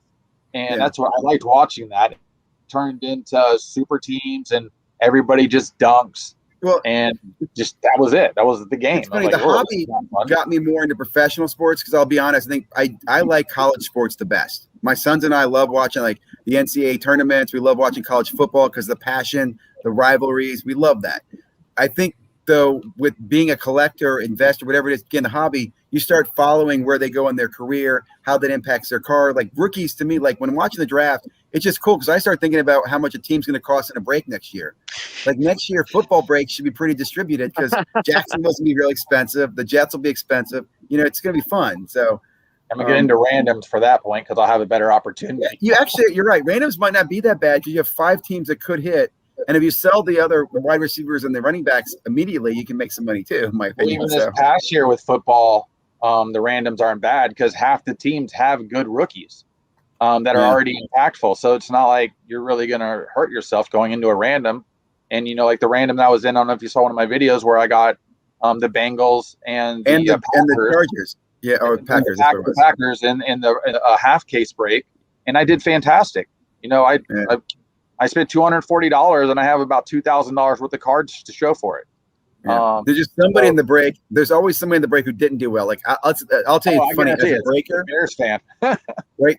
Let's be honest. When you're breaking, aren't you sometimes cheering against the person, right? Because you're like, especially if you're in the next case, you're like, God, I hope he doesn't get anything in this case. The worst is when you see the same people getting good cards and good teams. Like even when you get the bad team, they still get the best card. And you're like, I just don't want to be in a break with this person anymore. Like if I see their name, I'm not in. Yeah, you're right. 100%. Like stop posting. They're obviously luckier than I am, so I'm out. I'm gonna go back and touch on a couple things that we've discussed over the last couple minutes. I didn't say anything about much of it, but all the way back to Select, something I've kind of stumbled on because we were talking about print runs, parallels on the new stuff and things. I'm shopping myself. I'm still looking into some Kyler Murray stuff. Yep. And something that I've kind of found, and I don't want to put it out on a video because I don't know print runs. I don't necessarily actually know what's out there. But when you look at the 2019 field level, you look at the base field level, you look at the silver field level. When you're looking up auctions or sales, Ziggy, I think you muted yourself, but you see a lot more silvers for sale than you do the base card. And then when you go into the pop report, you see about 25% of that card submitted in the base as opposed to the silver. I'm starting to hear rumblings and also notice myself that there's a possibility that at least for the Kyler Murray, maybe for field levels in general in the 2019 product, that the base is actually more rare than the silver. Now, that's weird. Now, the market may not care because the market likes shiny. Buyers like little stuff that looks good and things like that. And a lot of times that'll even outweigh rarity or scarcity. But in the long run, if that is something that comes true and it becomes general knowledge in the market, I could see that Kyler Murray card right now. I'll be right back, guys. Buy it for like $550 in a PSA 10. Yeah. As more rare as the silver. Now I know it doesn't have it's not as aesthetically appealing. But I wouldn't be surprised if the silvers were more printed for field levels in 2019 than the base, based on what I've seen from shopping and from pop reports. It's interesting. I don't know if you guys have noticed any of that stuff. But, that makes sense. And it's not saying that the base is going to be worth more than a silver, right? Because the base might be. It's just if you bought a base for $25, you could probably sell for $500. Where the silvers, you have to spend $500 to get a silver to maybe get $1,000 or $2,000. I'm just guessing numbers. My point is there's probably more margin in those base. And I thought the same thing about this year's football. I'm like, I think the base cards are short printed. In general, I think there's like if you look at a base of say a player, there's more die cuts and shiny cards of him going to be made than there are going to be base cards right now because they're not making base die cuts. Let me see if I can get that in the camera. That Tom Brady card right there, I think it's the premier level. Or no, this might be the concourse. No, this is the premier level. This actual card is selling for about $25 on eBay right now. Just the base Tom Brady. Yeah. As opposed to the number one. This is the 101, number 101. So it holds a lot of value, I think. I mean, for just the base card. I agree. I mean, that it is crazy what you said there, though. So don't you just wish we would find out what the print runs are? I think we are slowly with PSA and BGS. They're now revealing how much was actually printed. We'll never get people that knows that number, and they're not allowed to talk to anybody. Do you think they know the number? Oh yeah, they do 100%. Yeah, 100%. I mean, think about how many blasters people are opening and how many base Tom Brady cards are coming out. They're not coming out as many as the Herberts and things like that. Justin Herbert, Lime. All right. I pulled this like a week and a half ago. My buddy pulled this same card the week retail hit, basically. Took it to the show and got $1,300 for it. It's online right now for $200. Wow. And there's like 35 to 40 of them. Yeah, I was looking up the Tua in that card in an orange because I was like, orange, Dolphins, it just looks good. Something that I would like. And the eBay listings, there were so many of them. I was like, this card is printed a lot of, even though it's a die cut. You can get a good rookie card for $5 or $10 right now. Special about it besides Select. Like there might be 1,000 of that lime green, and zebras might be to 100 per level. That's kind And of what think I'm about looking it. at right now. They're randomly inserting them in every single box that they make for Target Well, or that for Walmart or and for whatever theme that Select. is going to be. So there's going to be floods of them. Wow. Well, Select has What- the overlap of multiple cards of the same player in different levels. So your chance to hitting a Herbert in 4 different levels and then 17 different variations is actually pretty high, because that's just how it is. So, I mean, that's why it's not really rare, and that's why they kind of ruined Select this year. I mean, if you Do get you number think this will have cards, value? Do you think a sealed box of Select is worth a lot of money in the future? I'm going to look back and go, man, this product's loaded, or we're going to look back at this product going, this product was overprinted? it's going to be based on how the class does. Because we're at the changing of the guard right now. All the old quarterbacks that we've known for the last 15, 20 years, Yeah, you're right, are leaving. they're fizzling out. Yeah. We're at the changing of the guard. This is the next 10 to 15 year guys right now. This is what you're seeing. You know, and Mahomes is going, unless he gets hurt, he's going to be the guy because everybody else doesn't do what he does. All right. Yeah. He does more than everybody else, and he is the best talent at quarterback in the league right now. Hold on, let me Brady write just that knows how to down. win, and he knows how to create a team, and people are willing to do whatever he says. And that's why what's his value? His value is basically his persona. That's his value. He brings that more than anything because he can make anybody believe in it because he can prove it. And they follow him blindly at this point.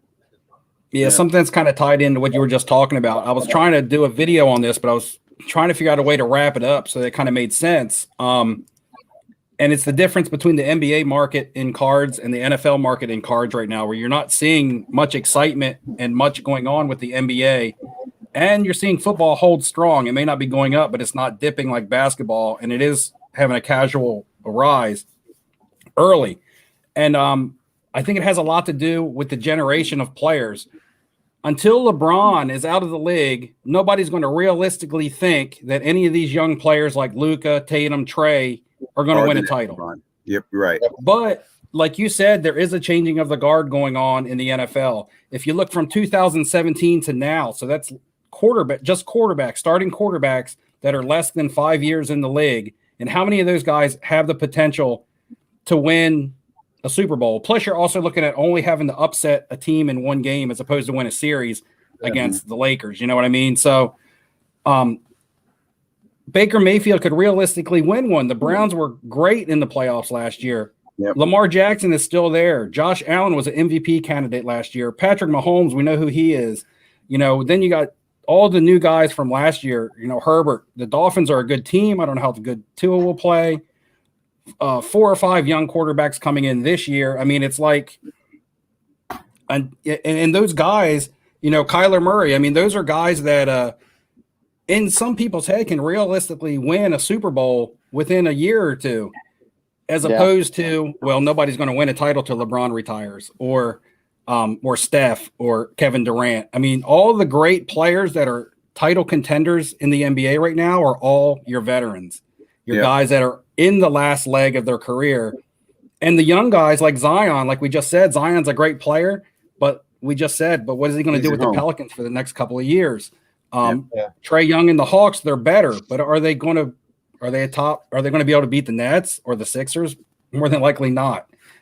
So I think that's a little bit of what is pulling people off of the NBA, because they believe in these young players' talent in the future, but I believe they believe that future is further down the road as opposed to the future of these guys in the NFL that's coming up within a year or two on some of these players.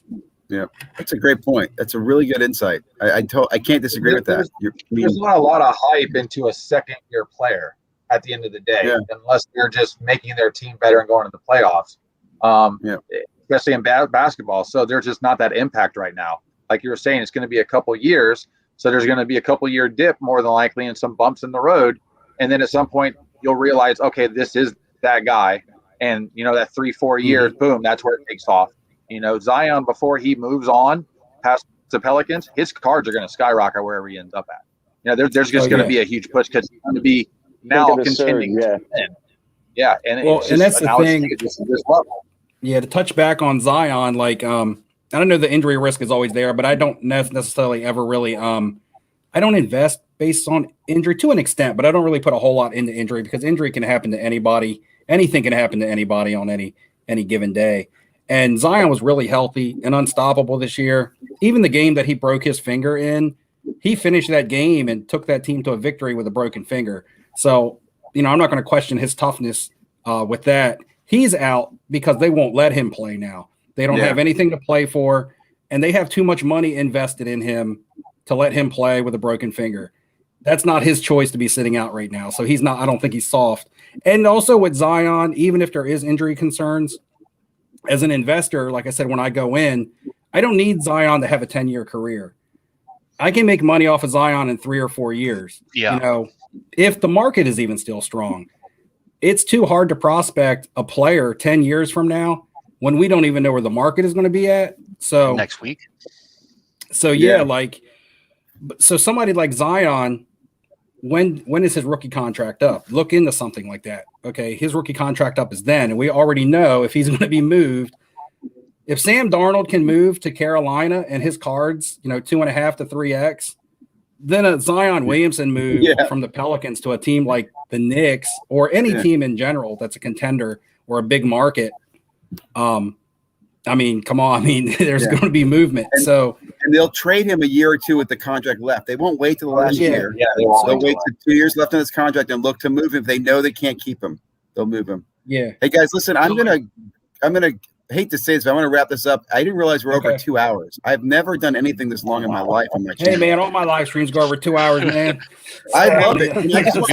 You've never done anything longer than 2 hours? Or do you mean I don't have to do my live stream tomorrow now. See? I want to do this again for tomorrow. I want to do this again. I might make this like a regular thing. I love this conversation. And see what I was saying earlier is I just love there's a lot of people in the chat. And I just want to get people from the chat onto the camera and start talking about this stuff. And I know we can get everybody in there. I see more people who've joined chat and stuff like that. So I'm going to end this one, but I love this format. I love this conversation. I appreciate all of you guys being here tonight, man. Yeah, thanks for having me. Very much. I don't have a channel. I don't really plan on having a channel. I just kind of do my own thing. So it's nice to come on here and talk about, cards, because obviously I love cards, and the girlfriend wonders why, thinks I'm a little weird or whatever. So, but at least I'm amongst people who are also weird, so it's good. Awesome, man. Well, definitely please join us. And Costa Rica, Thomas, always join us. Michael, please. Steve, I'll be following you all week, man. I can't wait to hear. I'll be following you tomorrow night. I can't wait to hear about your trip. I'm looking forward to those drunk videos at 3 a.m. Okay. Oh man, that's what I want to see too. We want to see some behind the scenes. If we need to send the PayPal funds to get shots paid for, at least let me know. We'll get some money heading your way. Okay. Thanks. See you tomorrow night in your chat. Thank you. Like guys I said, to Dustin, have a great day. Stay safe.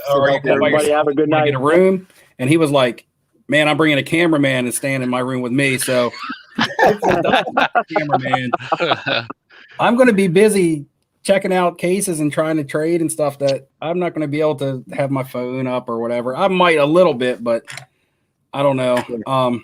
But yeah, like anytime, any reports back. And I'm down to chat like anytime. Like I'm not too good to be on a channel or anything. Like I'm just a regular guy like you guys. This YouTube thing is just it's more than it should be. I never expected it. But hey, Steve, are you going to be tagging people with your stickers at random? Oh, I have the stickers, but I'm probably gonna be like, just walk up to people and just pat them on the back. Hey, I'm gonna be like I'm handing out religious propaganda or something. I'm gonna be like, well, thanks again, maybe guys. I should have made them like the $20 bill on one side, fold it up and drop it on the floor. Yeah, right. They do that a lot right now. Tell them you're doing hand them out and tell them you're doing a drawing on your channel, right? If you have to have a sticker, and the sticker is part of the way you get into the channel drawing, and then everybody's gonna want one. I'll just probably insert them in cards that I sell on eBay or give them to people that I give giveaways to, hand them out at the card shows. If somebody really wants one, it's not like I'm selling them. If somebody wants a sticker, it's like, hey, just hit me up on Instagram. I'll send you a sticker. Yeah. One of the guys I break with, he sends a sticker. This is what his sticker looks like. Oh, cool. Iron Lion Breakers. Nice. He always sends you a sticker. My daughter likes to stick them on the walls. Yeah. I should have just got them made with my name though. It has the cartoon logo of my face on there, and I don't. That seems kind of obnoxious for me to give somebody a sticker of my face. You, That would be like, hey, I stickers got might you a work Christmas really- gift, and it being like a big portrait of myself to hang on the wall. Hey, You know, those "Here, I stickers got you might a work Christmas really gift." well in a Big gentleman's 8x10. club. You're flipping Steve as a Minotaur. In a gentleman's club, those stickers might be like money. You'd be like, look, I'm a celebrity. And they're like, he's a celebrity. Yeah. You don't have to get an autograph anymore. You just get someone's sticker. It's funny because I took a handful of them to work and give them out to some of my friends that watch the channel, and then I came home, and even people that work on a different shift than I do, I didn't get to see them yesterday. Yeah. Were texting me saying, "Man, I didn't get a sticker. What's up with that?" And I'm like, "I didn't even see it. I mean, I'm not leaving them on the desk for people to see." Yeah, I'm already getting bitched out for not giving stickers to people like they're feeling slighted. I'm like, come on, man. They're one of a kind. Well, guys, again, thank you very much, man. I'm going to go ahead and kill the channel. Have a great night. Stay safe, stay healthy. And thanks for all Good the night, guys, everybody. guys. Really appreciate it. Thank you. Thanks, guys. Bye-bye. Thank you. See ya.